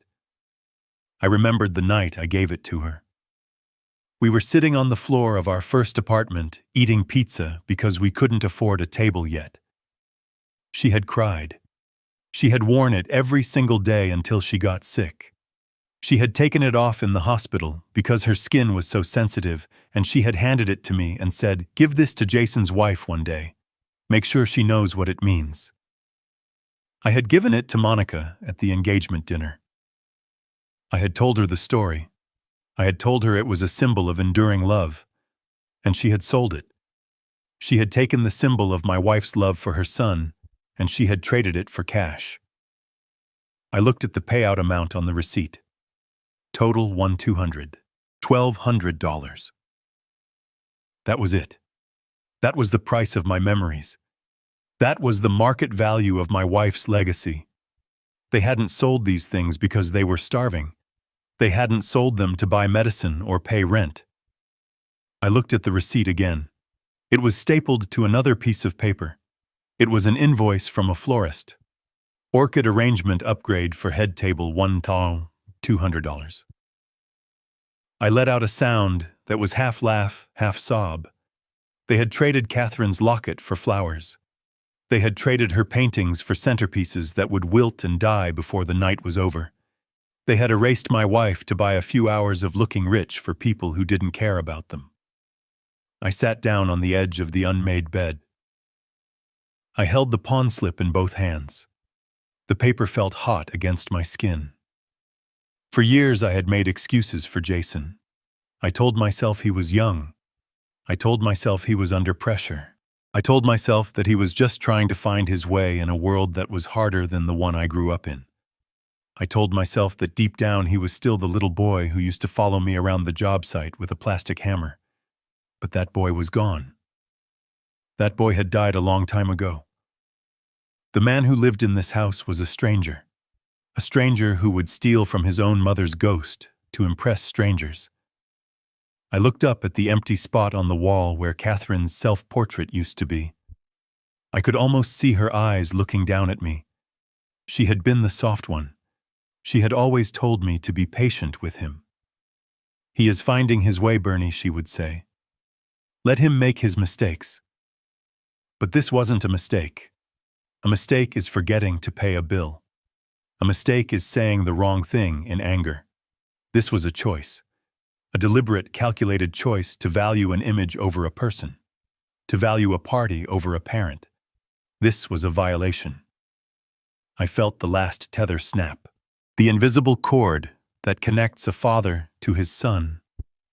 That thick rope of unconditional love and duty, it frayed, and then it broke. I wasn't a father anymore. Not in this room. Not with this receipt in my hand. I was a man who had been robbed. I folded the receipt carefully. I creased the edges until they were sharp. I put it in the breast pocket of my flannel shirt right over my heart. It didn't feel like paper anymore. It felt like evidence. I stood up. My knees didn't pop this time. I felt strong. I felt cold. The sadness was gone. The grief was gone. All that was left was a clarity so sharp it cut. I walked over to the dresser and picked up a framed photo of Jason and Monica. They were smiling on a boat somewhere wearing sunglasses, holding drinks. They looked perfect. They looked happy. I took the photo out of the frame. I ripped it in half. Then I ripped the halves. I let the pieces flutter to the floor, joining the mess they had created. I walked out of the bedroom. I walked down the hall past the empty spaces on the walls. I didn't look at them again. I didn't need to. I had the receipt. I walked out the front door and locked the new deadbolt. The click of the lock was the sound of a prison door closing. I walked to my truck. The sun was fully up now, glaring off the hood. It was a beautiful day, a perfect day for a wedding. I climbed into the cab. I reached for my phone. My hand was steady. I scrolled to Sullivan's number. I wasn't calling him to complain. I wasn't calling him to vent. I was calling him to declare war. The time for teaching lessons was over. The time for punishment had begun. I pressed call. Sullivan answered on the first ring. "Bernie, did you get in?" I looked at the house one last time. I got in, Sullivan, and I found exactly what I needed. "What did you find, Bernie?" "I found the price tag, Sullivan. I found out exactly how much I am worth to them, and I found out exactly how much Catherine was worth." There was a pause. "Bernie, you sound different." "I am different, Sullivan. The Bernie who paid the bills is gone. The Bernie who looked the other way is gone. What are you going to do?" "I am going to go to that wedding, Sullivan, but I am not going as a guest, and I am not going as a father." "Then what are you going as?" I started the truck. The engine roared, a deep, angry sound that matched the vibration in my chest. "I am going as the repo man, Sullivan, and I am coming to collect." The phone felt heavy in my hand, like a brick of lead, as I steered the truck onto the main boulevard. The city skyline rose up ahead of me, a jagged line of steel and glass against the blue sky. Somewhere in one of those towers was the law office of Sullivan and Associates. And somewhere else, in a ballroom dripping with crystals and silk, was my son waiting for a check that had already evaporated into the digital ether. I pressed the call button. The line rang with a hollow electronic purr. Sullivan picked up on the second ring. He sounded breathless, like he had been pacing. "Bernie," he said, "please tell me you didn't do anything rash. Please tell me you just went in, looked around, and left." I merged into the center lane, my eyes fixed on the road. "I didn't do anything rash, Sullivan," I said, my voice steady and cold. "I did something necessary. I have the evidence. I have the receipt. It is in my pocket right now." There was a pause. The sound of papers shuffling on the other end. "What kind of receipt, Bernie?" "A pawn ticket," I said. "Downtown pawn and loan. They stripped the house, Sullivan. They took Catherine's paintings. They took her pearls. They took the watch I gave her when Jason was born. They cleared it out. It wasn't a robbery. It was a liquidation." I heard Sullivan inhale sharply. "Oh God, Bernie, I am so sorry." "Don't be sorry," I snapped. "Be a lawyer. I want you to open a file. Right now. I want you to draft a criminal complaint. Grand larceny. Theft of property over $5,000. I want the paperwork ready to be filed by Monday morning. But that is not all." "Bernie, slow down," Sullivan warned. "This is your son. Once you file criminal charges, there is no going back. The district attorney will pick it up. He could do time." I tightened my grip on the steering wheel until my knuckles turned white. "He sold his mother for $1,200, Sullivan. He made his choice. Now I am making mine. Write the complaint." I didn't wait for him to argue. I pushed forward. "And Sullivan, there is one more thing. You have the trust documents in front of you. I do, he said. Go to page 14. Section 3. The Asset Recovery Clause. I heard the sound of pages turning. I knew the document by heart. I had written it myself 5 years ago when I first started to worry that Jason didn't understand the value of $1. It was a fail-safe, a nuclear button I never thought I would have to push. I see it, Sullivan said, his voice dropping to a whisper. Bernie, that clause, that allows you to claw back any assets purchased with trust funds if the beneficiary engages in criminal activity or gross misconduct. Activate it, I said. Bernie Sullivan said. That means everything. The down payments, the furniture, the clothes on his back. If we can prove it was bought with the allowance money, you can legally seize it. I know what it means, I said. Activate it. I want a lien on everything. I want his accounts frozen. I want his assets seized. I want him to wake up tomorrow morning and own nothing but the regret in his heart. I will get the team on it, Sullivan said. His voice was resigned now. He knew better than to argue with me when I used that tone. It was the tone I used when a subcontractor tried to cut corners on a foundation. It was the tone of a man who was about to tear the whole building down. I was about to hang up when my phone beeped. A call waiting tone, sharp and insistent. I pulled the phone away from my ear. The screen flashed. Jason. I looked at the name. It didn't make me smile. It didn't make me hopeful. It just made me tired. Hold on, Sullivan, I said. The defendant is calling. I clicked over. I didn't say hello. I just listened. Dad. Jason's voice was high-pitched, trembling on the edge of hysteria. It was loud and distorted, like he was shouting into the phone while running. Dad, you have to answer me. What did you do? I kept driving. I watched the traffic light turn yellow, then red. I stopped the truck. I am driving Jason, I said calmly. What do you want? What do I want? He screamed. I am at the Grand Plaza. The manager just came into the bridal suite. He pulled me out of the photos. He has 2 security guards with him. He says the check bounced. He says the wire transfer was recalled. Dad, he is threatening to kick us out. He says if we don't have $85,000 in a cashier's check in 10 minutes, he is canceling the wedding and calling the police for theft of services. I stared at the red light. It was a deep, angry crimson. Is that so? I said. Yes, Jason shrieked. He is serious, Dad. Monica is hyperventilating. Her parents are freaking out because the limo never showed up at the airport, and now they are in a cab stuck in traffic. Dad, you have to fix this. Call the bank. Tell them it was a mistake. Wire the money back. Please. Everyone is here. The guests are arriving. I listened to the background noise. I could hear Monica crying. I could hear the murmur of voices, the sound of a disaster unfolding in real time.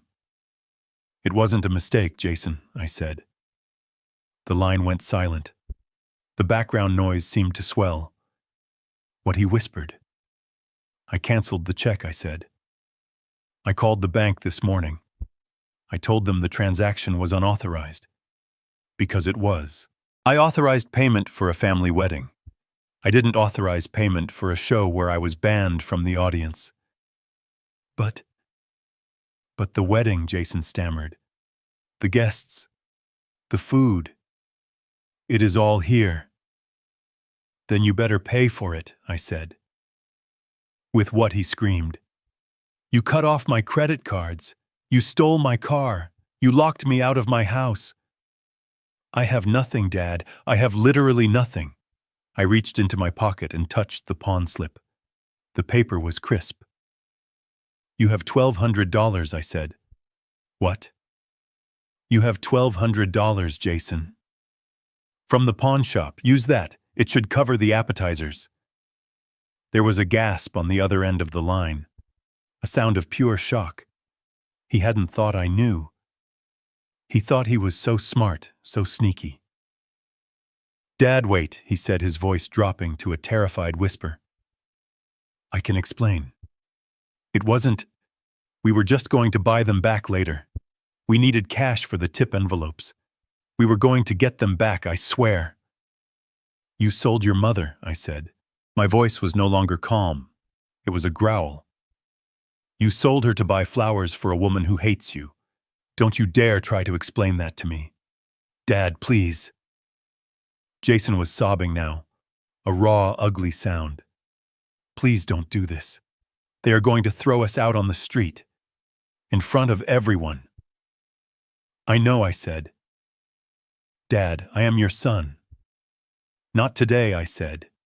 Today you are just a man who owes a lot of money to people who don't care about your excuses. Dad. Wait. I pulled the phone away from my ear. I looked at the screen one last time. Then I pressed the red button. The call ended. The silence returned to the cab of the truck. The light turned green. I pressed the gas pedal. The truck surged forward toward the Grand Plaza. I wasn't going there to save him. I wasn't going there to pay the bill. I was going there to meet the police officers Sullivan had called. I was going there to hand them a receipt and point a finger. I was going to a wedding. But I wasn't bringing a gift. I was bringing a reckoning.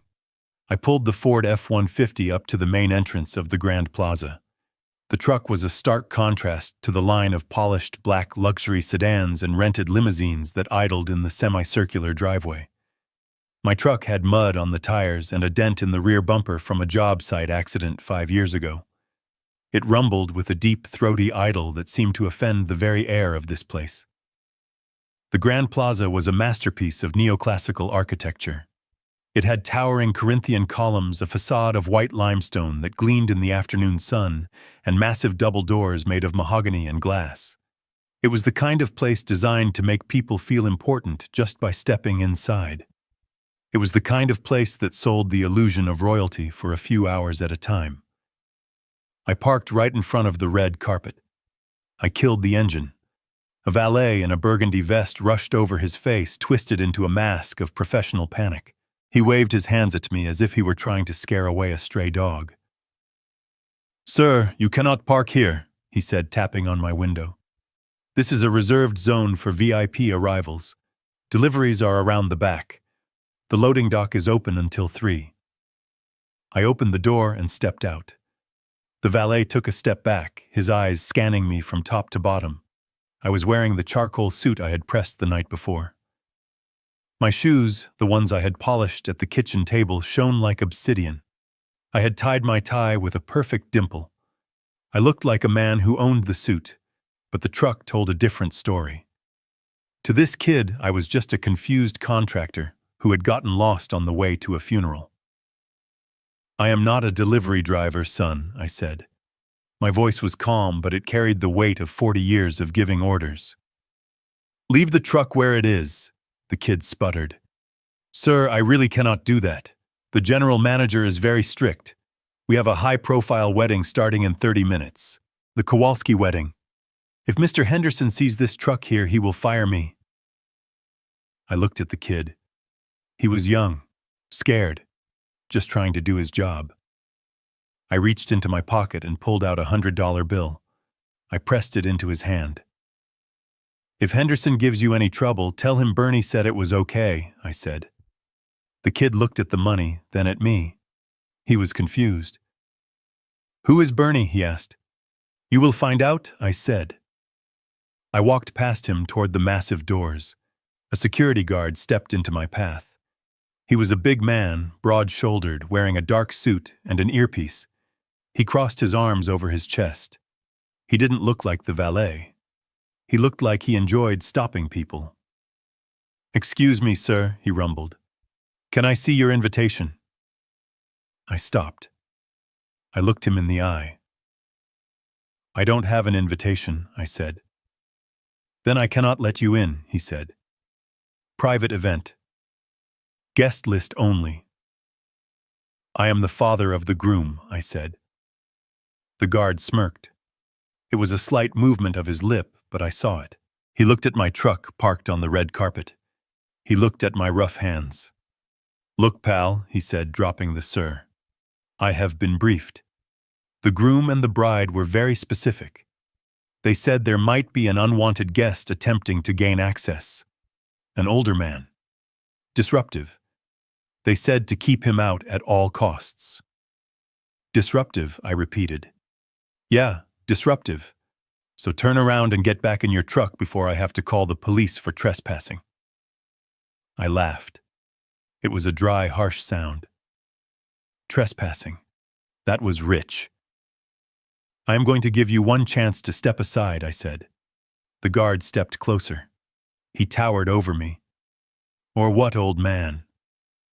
You going to hit me?" "No," I said. "I am going to fire you." He laughed out loud then. A barking sound that echoed off the stone columns. "You are going to fire me. Who do you think you are? You are nobody. You are just some construction guy who got disowned by his own kid. Now beat it." I didn't move. I took a deep breath. I looked past him at the glass doors. I could see movement inside.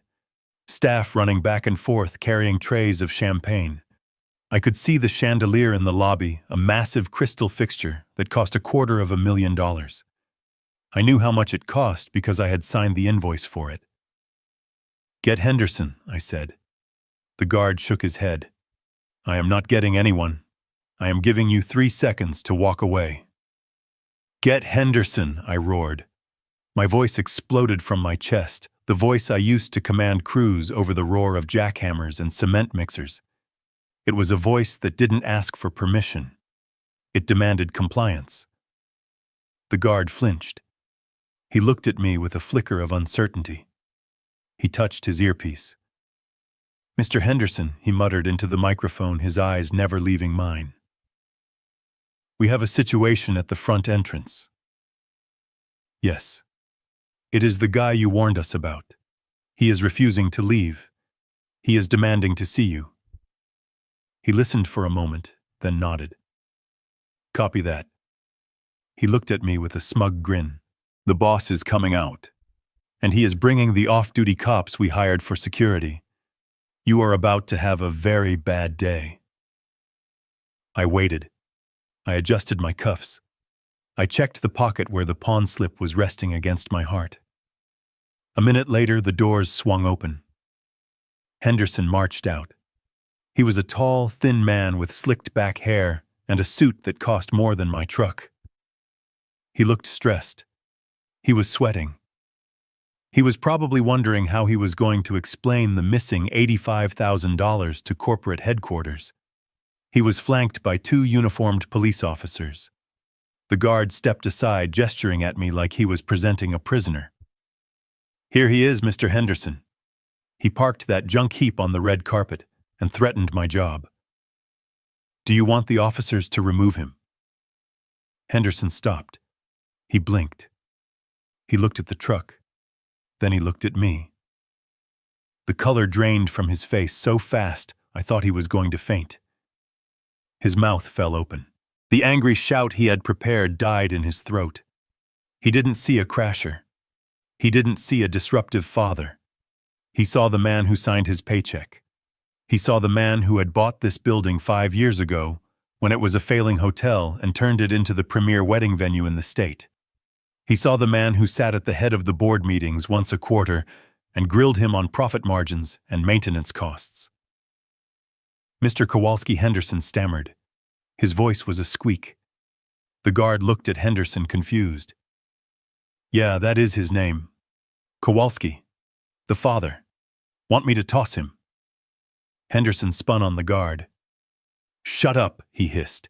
"Shut up right now." He turned back to me. He smoothed his jacket with trembling hands. He bowed. It wasn't a nod. It was a full bow of subservience. "Chairman Kowalski," he said, his voice shaking. I didn't know you were coming. We weren't expecting you. Is this a surprise inspection?" The guard's jaw dropped. The police officers exchanged a look and took a step back, lowering their hands from their belts. Chairman the guard whispered. I looked at Henderson. I looked at the sweat beading on his upper lip. Hello, Henderson, I said. I see you are having some trouble with the payment for today's event. Henderson flinched. Yes, sir. A terrible misunderstanding. The wire transfer was reversed. We were just about to... Well, we were threatening to cancel the event. The couple is inside. They are frantic. I know, I said. I reversed the transfer. Henderson looked like his brain had just short-circuited. You reversed it, sir. But why? Because I don't pay for services I don't receive, Henderson, I said. And apparently I am not welcome in my own building. Henderson looked at the guard. The guard looked like he wanted to dissolve into the pavement. Sir Henderson said, If I had known, if anyone had told me you were the father, my God. The groom never mentioned. Of course he didn't, I said. He is ashamed of me, Henderson. He thinks I am just a retired contractor. He doesn't know I own the place. He doesn't know I own the holding company that owns the place. He thinks you work for a faceless corporation. I took a step forward. Henderson stepped back, instinctively making way. I am going inside, Henderson, I said. Of course, Sir Henderson said, rushing to open the door for me. Right this way. Do you want me to clear the room? Do you want me to throw them out? No, I said. Let them stay. For now. I have a wedding to attend, and I have a speech to give. I walked past the guard. He was staring at the ground, unable to meet my eyes. I stopped in front of him. You were doing your job, son, I said. You were following orders. But next time, check who owns the pavement before you tell a man to get off it. I walked through the doors. The air conditioning hit me cool and crisp. The lobby was magnificent. Marble floors, gold leaf on the ceiling. It was a temple to excess, and I owned every square inch of it. I could hear the music coming from the ballroom.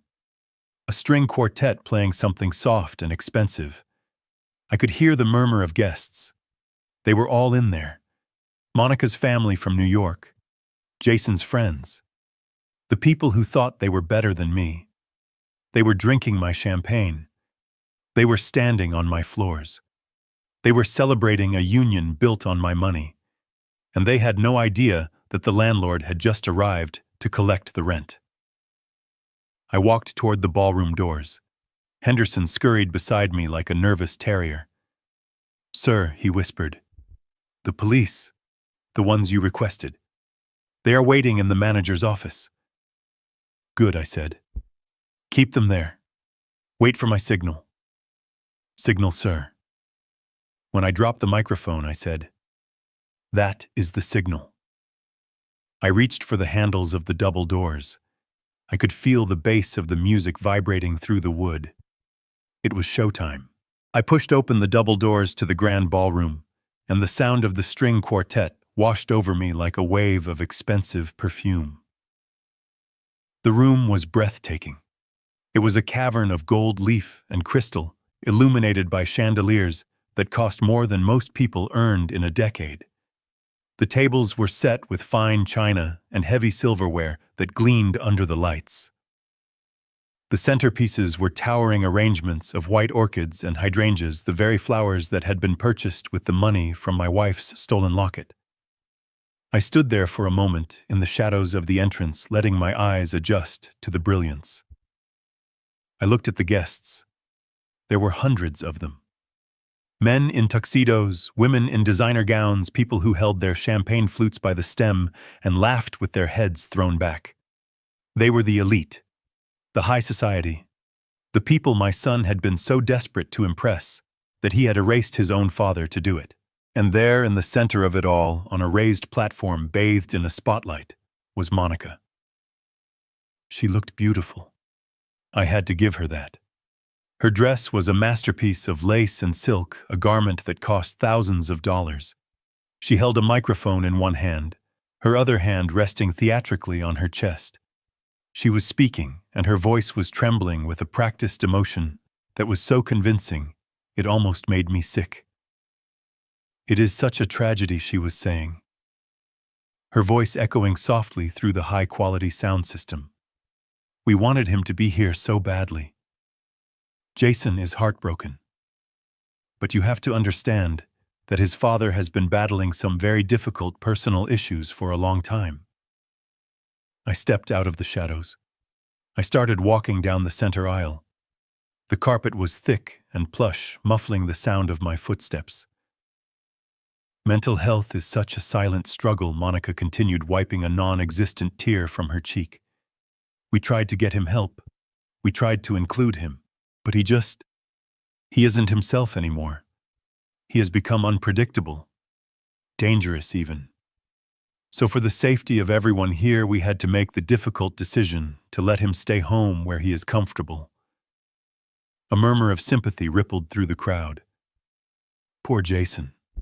Poor Monica, dealing with a crazy old man on their wedding day. I kept walking.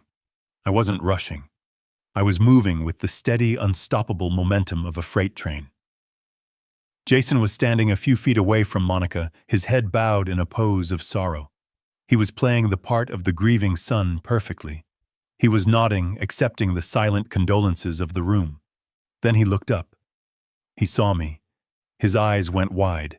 His jaw dropped. The sorrow vanished, replaced instantly by a look of sheer, unadulterated panic. He took a step forward as if to block me, but then he froze. He saw the way I was walking. He saw the set of my shoulders. He saw the charcoal suit that fit me like armor. He nudged Monica. She stopped talking mid-sentence.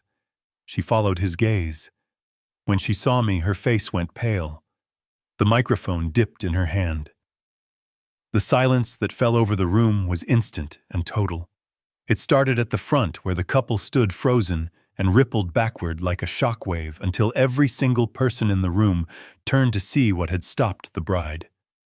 The string quartet trailed off into a dissonant scratch of bows against strings. I didn't stop. I walked past the tables where Monica's parents sat. Her father, Franklin, a man I had paid $12,000 to fly here, was staring at me with his mouth open, a forkful of salmon halfway to his lips. Her mother, Veronica, looked at me with the same expression she would use if a rat had scurried across the table. I walked past the friends Jason had made in college, the ones who drove cars their parents bought them. They looked at me with curiosity. Who is this old guy? Is he security? Is he a crasher? I reached the steps of the stage. Jason made a move.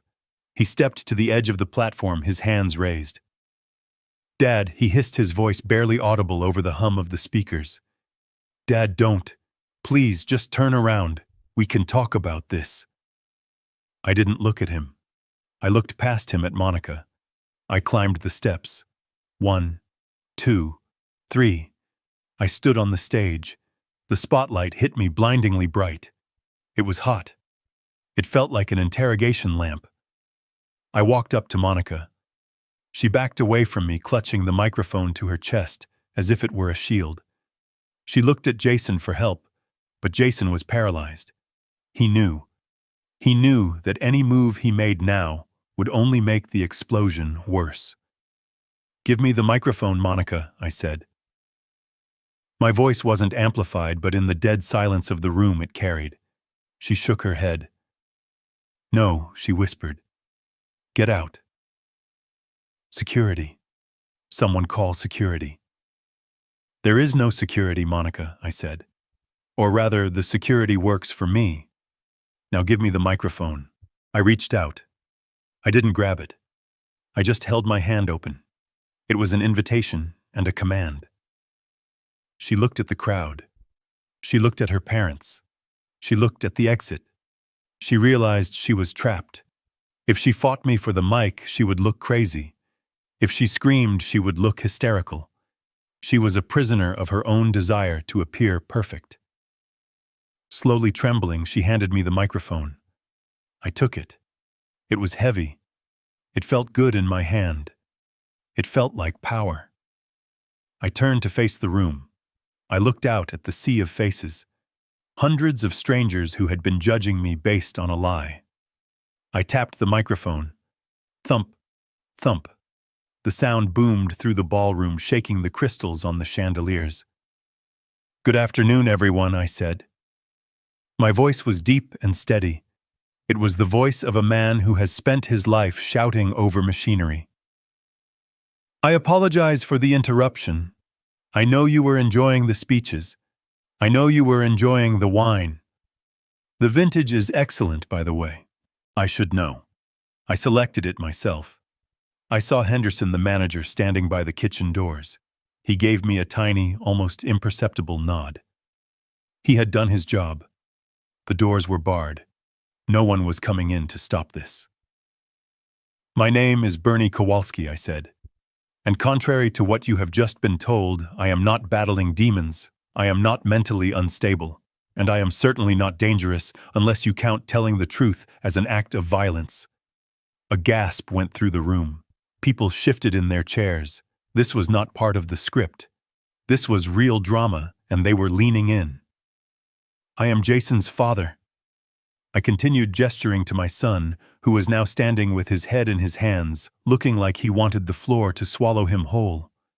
"And the reason I was not here earlier, the reason I was not sitting in the front row where a father should be, is very simple." I paused. I let the silence stretch. I let them wonder. "I was not invited," I said. The murmur grew louder. Shock. Disbelief. "Yesterday evening, I received a text message from my son," I said. It was a very polite text. It explained that his fiancée, Monica, felt that my presence would be a distraction. It explained that because I spent 40 years of my life working with my hands, because I drive a truck and wear flannel shirts, I was too blue-collar for this event. I was told that I would embarrass them in front of you, in front of her sophisticated family. I looked directly at Monica's parents. Franklin put down his fork. Veronica looked like she had swallowed a lemon. "They told me I didn't fit in," I said. "They told me I wasn't good enough to share in their joy." But here is the interesting part. Here is the part that I think you all need to know. I reached into my pocket and pulled out the folded piece of paper, the printout of the wire transfer confirmation. I unfolded it slowly. The paper crinkled in the silence. "Even though I wasn't good enough to attend," I said, holding the paper up to the light, "I was apparently good enough to pay for it." I read from the paper. Wire transfer. Amount $85,000. Recipient, the Grand Plaza. Sender, Bernard Kowalski. I lowered the paper. "I paid for the champagne you are drinking," I said. "I paid for the lobster you are eating. I paid for the band. I paid for the flowers. I paid for the very floor you are standing on."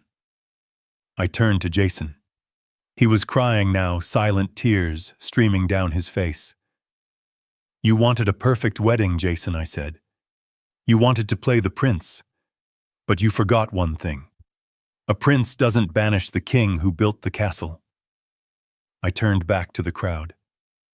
"I am a simple man," I said. "I built my life on honesty, on hard work, on loyalty. I thought I had taught my son those same values. I thought I had raised a man. But it seems I raised a parasite." The room was in chaos now. People were whispering, pointing, taking photos. Monica was sobbing loudly, her hands covering her face. "But that is not the worst of it," I said. My voice hardened. The sadness was gone, replaced by the cold steel of the prosecutor. Because when I canceled that check this morning, when I decided that I would not finance my own humiliation, my son and his wife didn't come to me to apologize.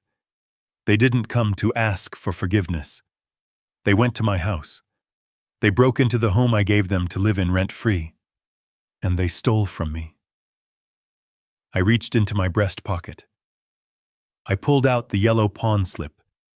"This is a receipt from a pawn shop," I said, holding it up. "It is dated yesterday. They took the paintings my late wife painted. They took her jewelry. They took the watch I gave her when our son was born. They took the last physical pieces of a woman who loved them more than anything in this world. And they sold them.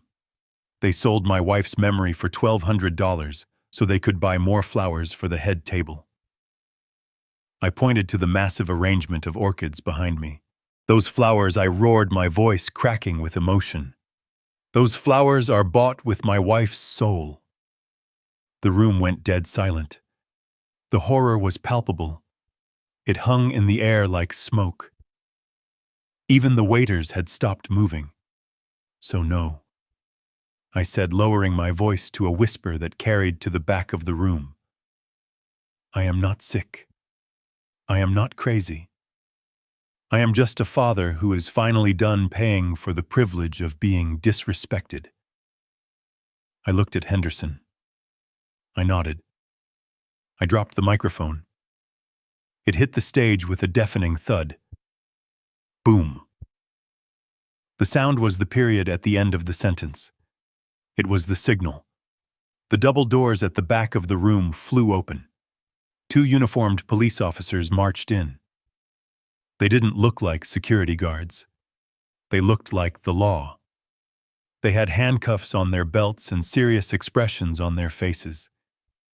They walked down the center aisle, the crowd parting for them like the Red Sea. They walked straight toward the stage. I looked at Jason. He looked at the police. Then he looked at me. "Dad," he mouthed. I turned my back on him. I walked down the stairs off the stage. I walked past the police officers without saying a word. I was done talking. The bill had come due, and it was time to collect. The silence in the ballroom was thick enough to choke on.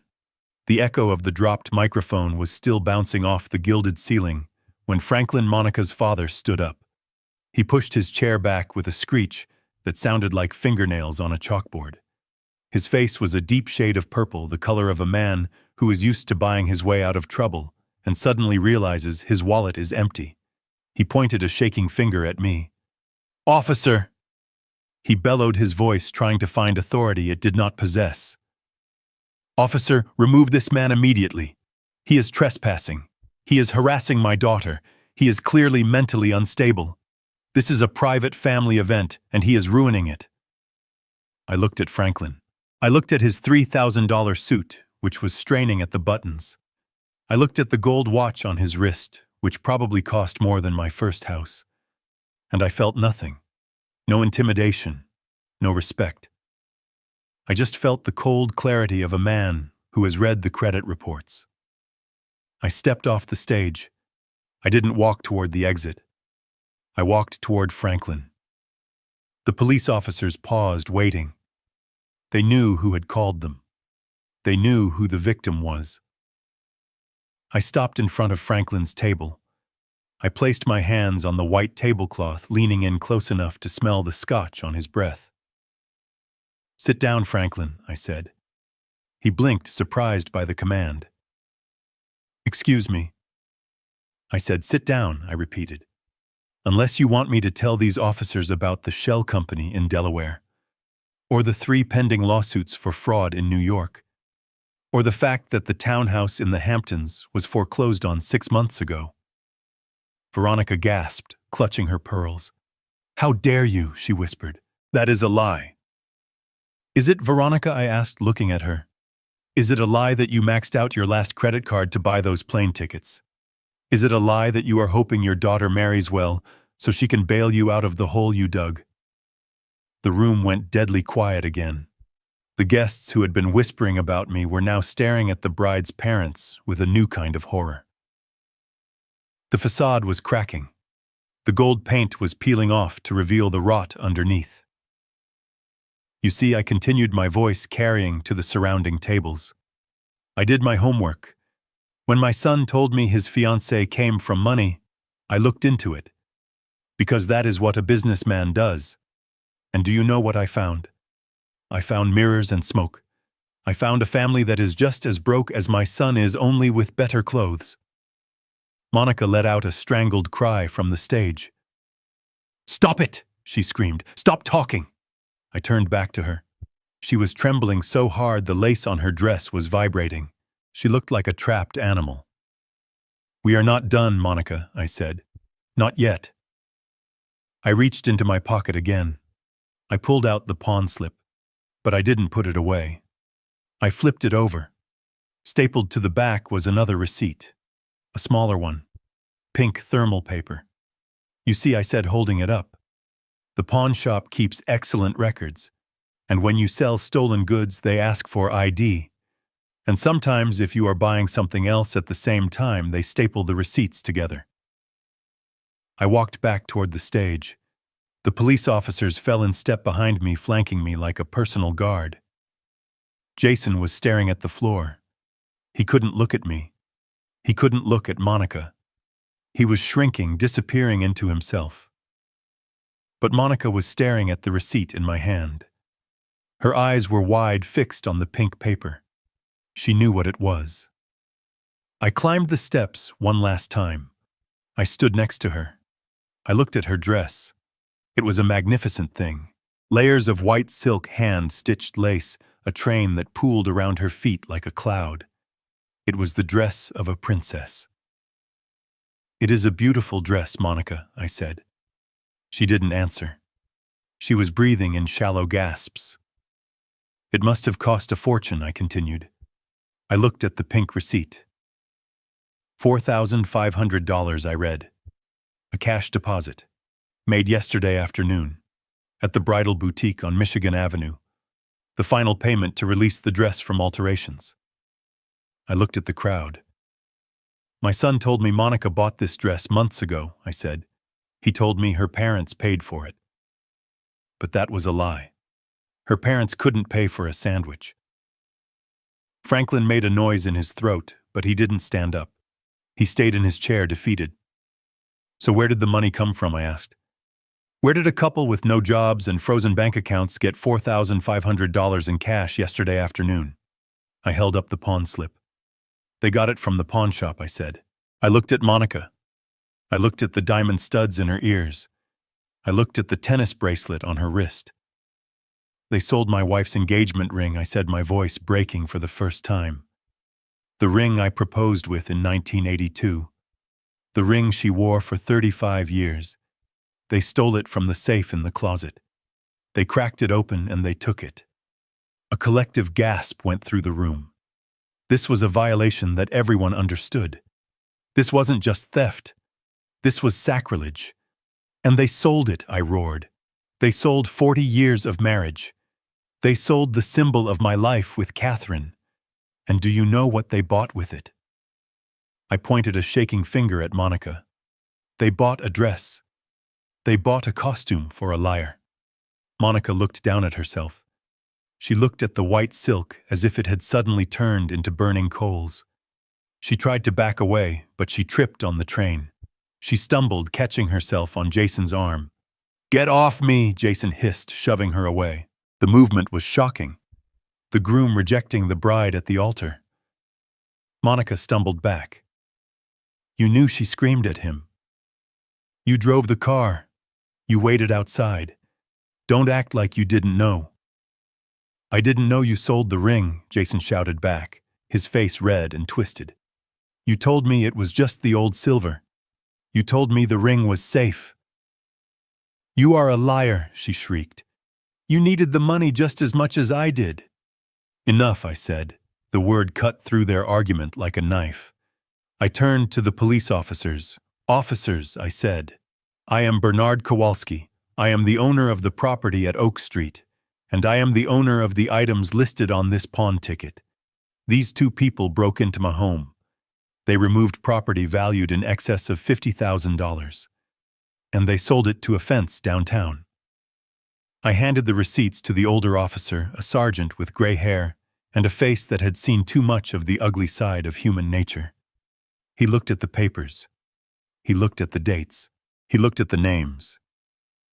"Jason Kowalski and Monica Davenport," he read aloud. "Yes," I said. "That is them. I want to press charges. Full extent of the law." The sergeant nodded. He stepped forward. He reached for his belt. "Jason Kowalski, Monica Davenport, he said, his voice loud and official. You are under arrest for grand larceny, burglary, and trafficking in stolen property. The sound of the handcuffs coming out was a sharp metallic ratchet. Click. Click, Jason's knees gave out. He collapsed onto the stage, sobbing. Dad, no. Dad, please. Not here, not in front of everyone.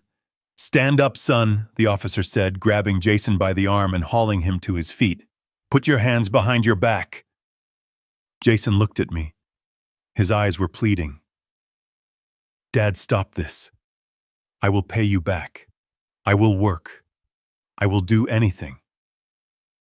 Just tell them to stop. I looked at him. I looked at the son I had carried on my shoulders, the son I had taught to ride a bike, the son I had protected from every hard edge of the world, and I realized that protecting him was the worst thing I had ever done.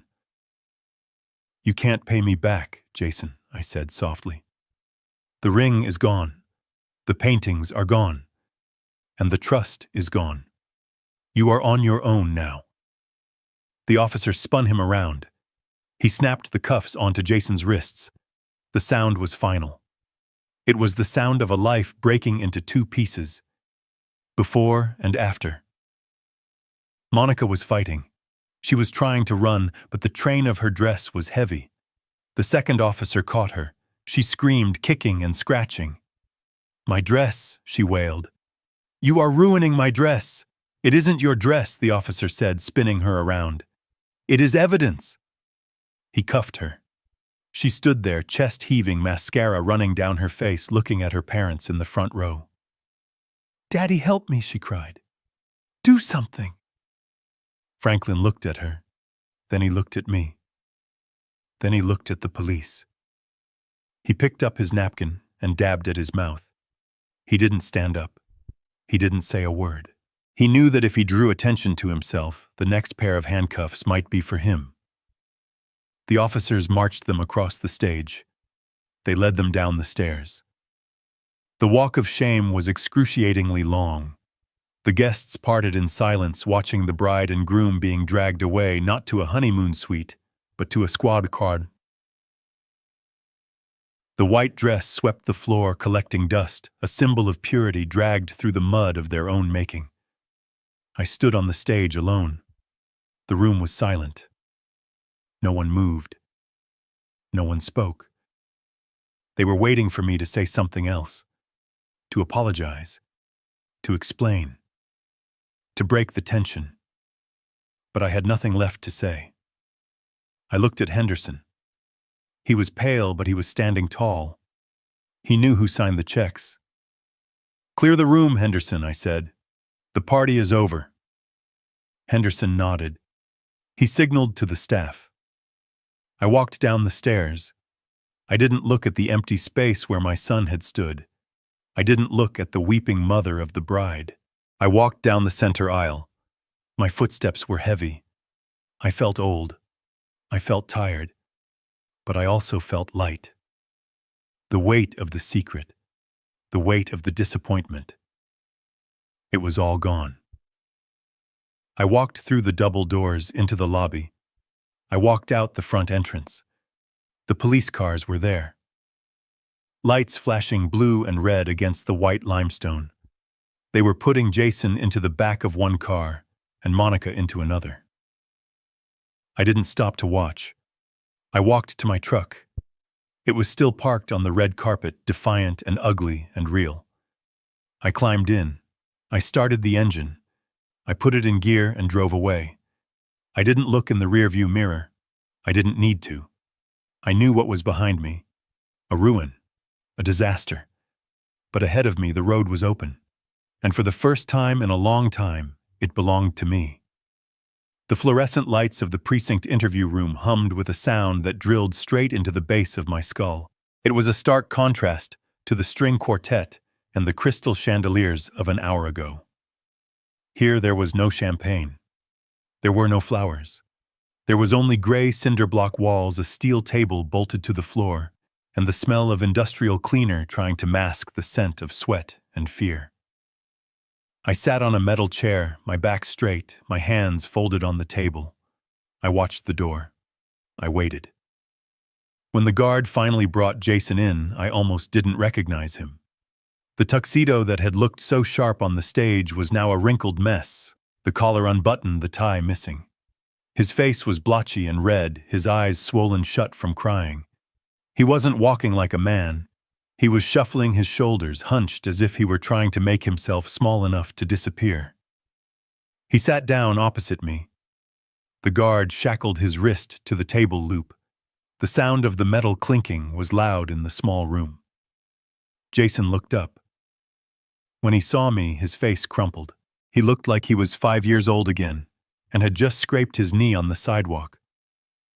"Dad," he choked out. "Oh, God. Dad, thank you for coming. Please get me out of here. It is a nightmare. There is a guy in the holding cell who keeps screaming. I can't stay here. I can't." I didn't say anything. I just looked at him.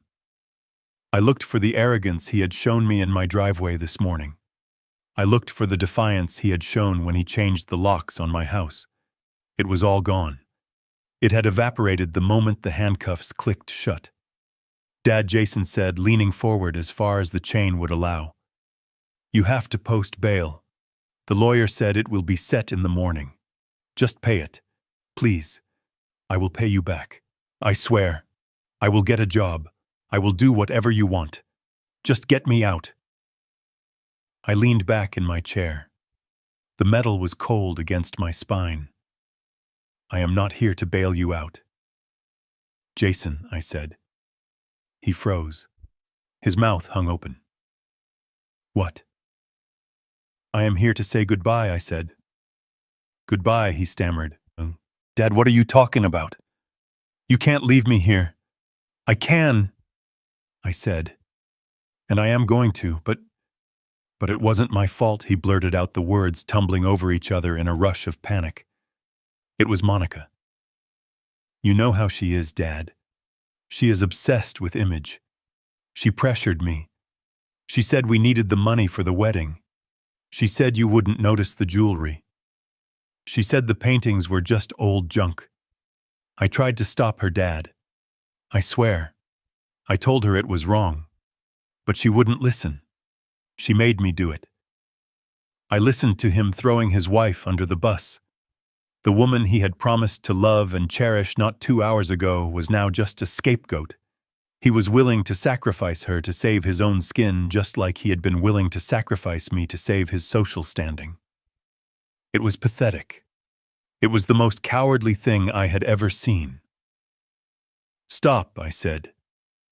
He stopped, breathing heavily. "Do you hear yourself?" I asked. "You are a grown man, Jason. You are 28 years old, and you are sitting here telling me that a girl made you steal from your own father. You are telling me that you have no spine, no will, and no honor." I loved her," he whispered weakly. "You didn't love her," I said. "You loved the idea of her. You loved that she made you feel important. And you loved my money because it allowed you to buy her attention. But love isn't theft, Jason. And marriage isn't a conspiracy to commit larceny." "Dad, please," he sobbed, burying his face in his hands. "I am sorry. I am so sorry. I messed up. I know I messed up. But prison. Dad, I can't go to prison. I am not built for this." I looked at him. He was right. He wasn't built for it. He was soft. He was doughy. He had never had to fight for anything in his life because I had fought all his battles for him. I had paved the road so smooth, he never learned how to walk on gravel. And that was my fault. That was the one crime I was guilty of. "That is exactly why you need to stay here," I said. He looked up, tears dripping off his chin. "Why do you hate me?" he whispered. "I don't hate you," I said. "I love you. That is the tragedy of this. I love you enough to let you fall." I stood up. The chair scraped against the concrete floor. "For 28 years I protected you," I said. looking down at him. I shielded you from consequences. I paid your debts. I fixed your mistakes.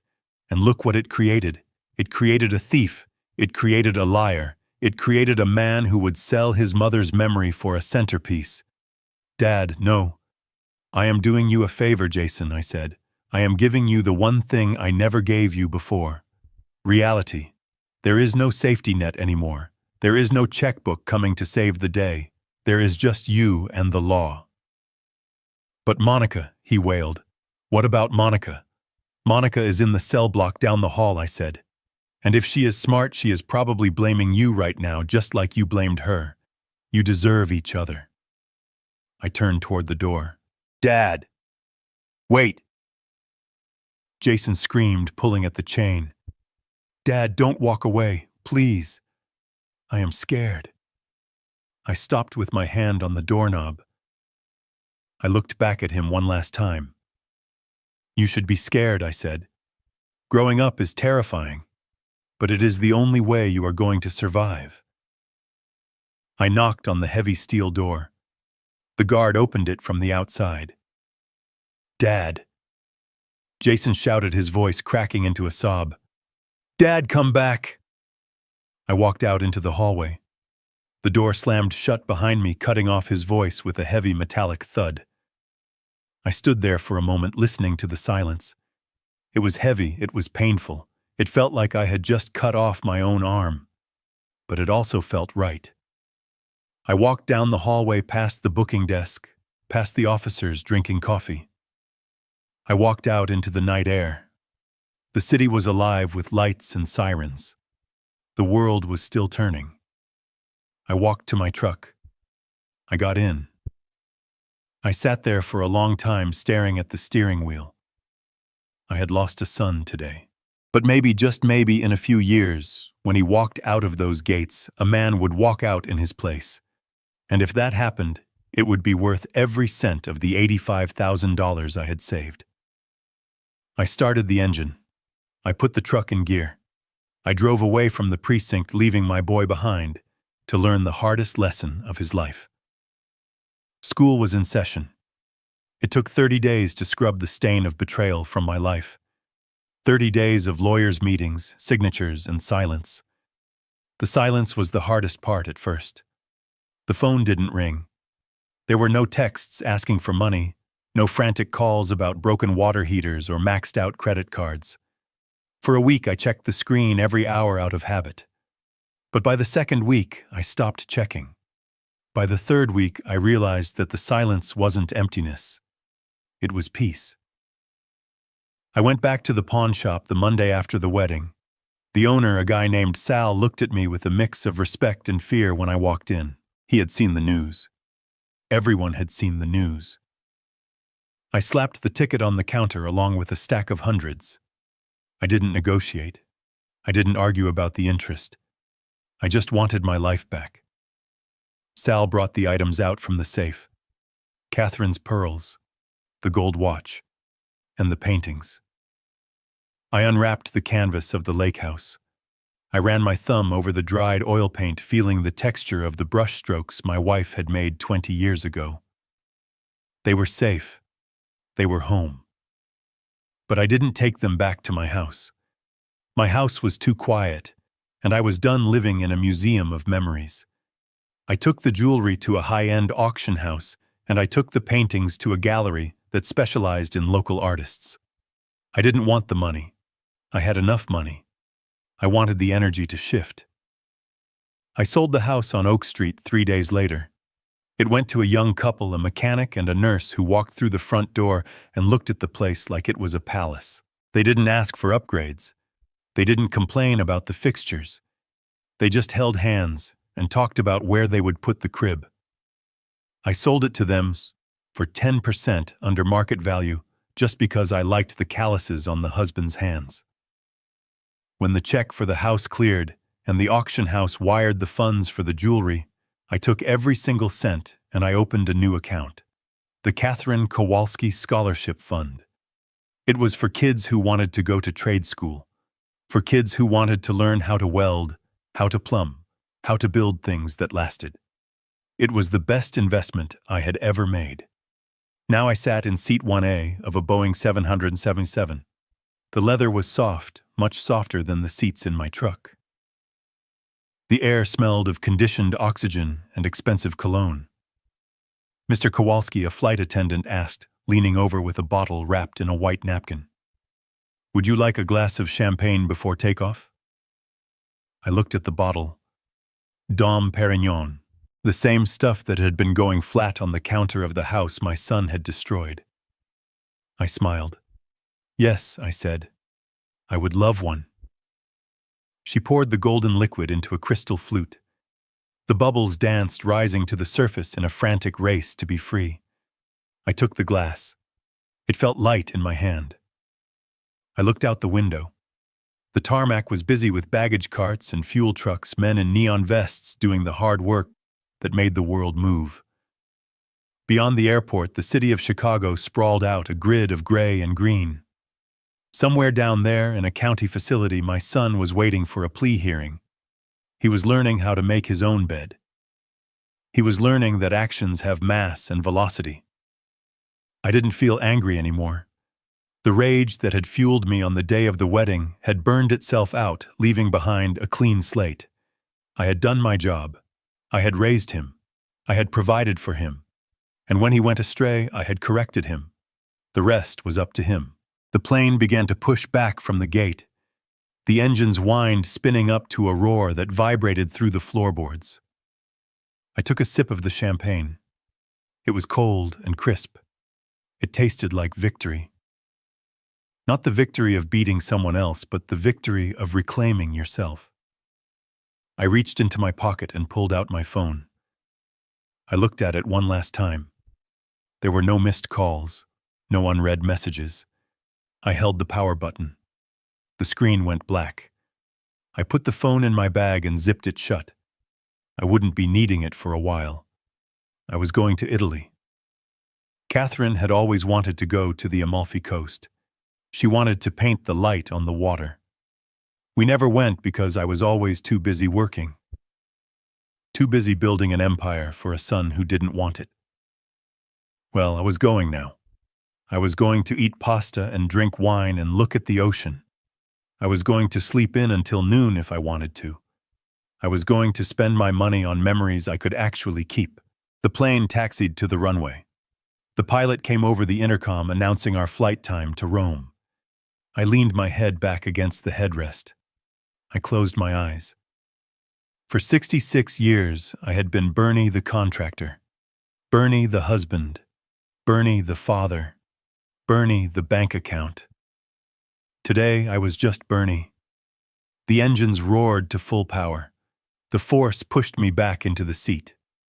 We gathered speed faster and faster until the bumps of the runway smoothed out and the ground fell away. I opened my eyes and looked out the window. The city was gone, hidden beneath a layer of white clouds. The sun was shining on top of them, brilliant and blinding. I raised my glass to the empty seat beside me. "Here is to you, Catherine," I whispered. "And here is to me." I took a drink. The champagne bubbled in my throat. I was flying. And for the first time in my life, I wasn't carrying anyone else's weight. I was just flying. We spend our lives trying to give our children the things we never had, but in the process we often forget to give them what they actually need: character. I thought loving my son meant shielding him from the rain, but I only succeeded in raising a man who couldn't handle a storm. True wealth isn't the balance in your bank account or the label on your suit. It is the ability to look in the mirror and respect the person staring back. Never allow anyone, not even your own blood, to treat you like a resource instead of a person. Dignity is the only currency that matters, and sometimes you have to be willing to lose everything else just to keep it. If you believe I did the right thing by letting them face the consequences, hit that like button and subscribe for more stories of justice served cold. Let me know in the comments.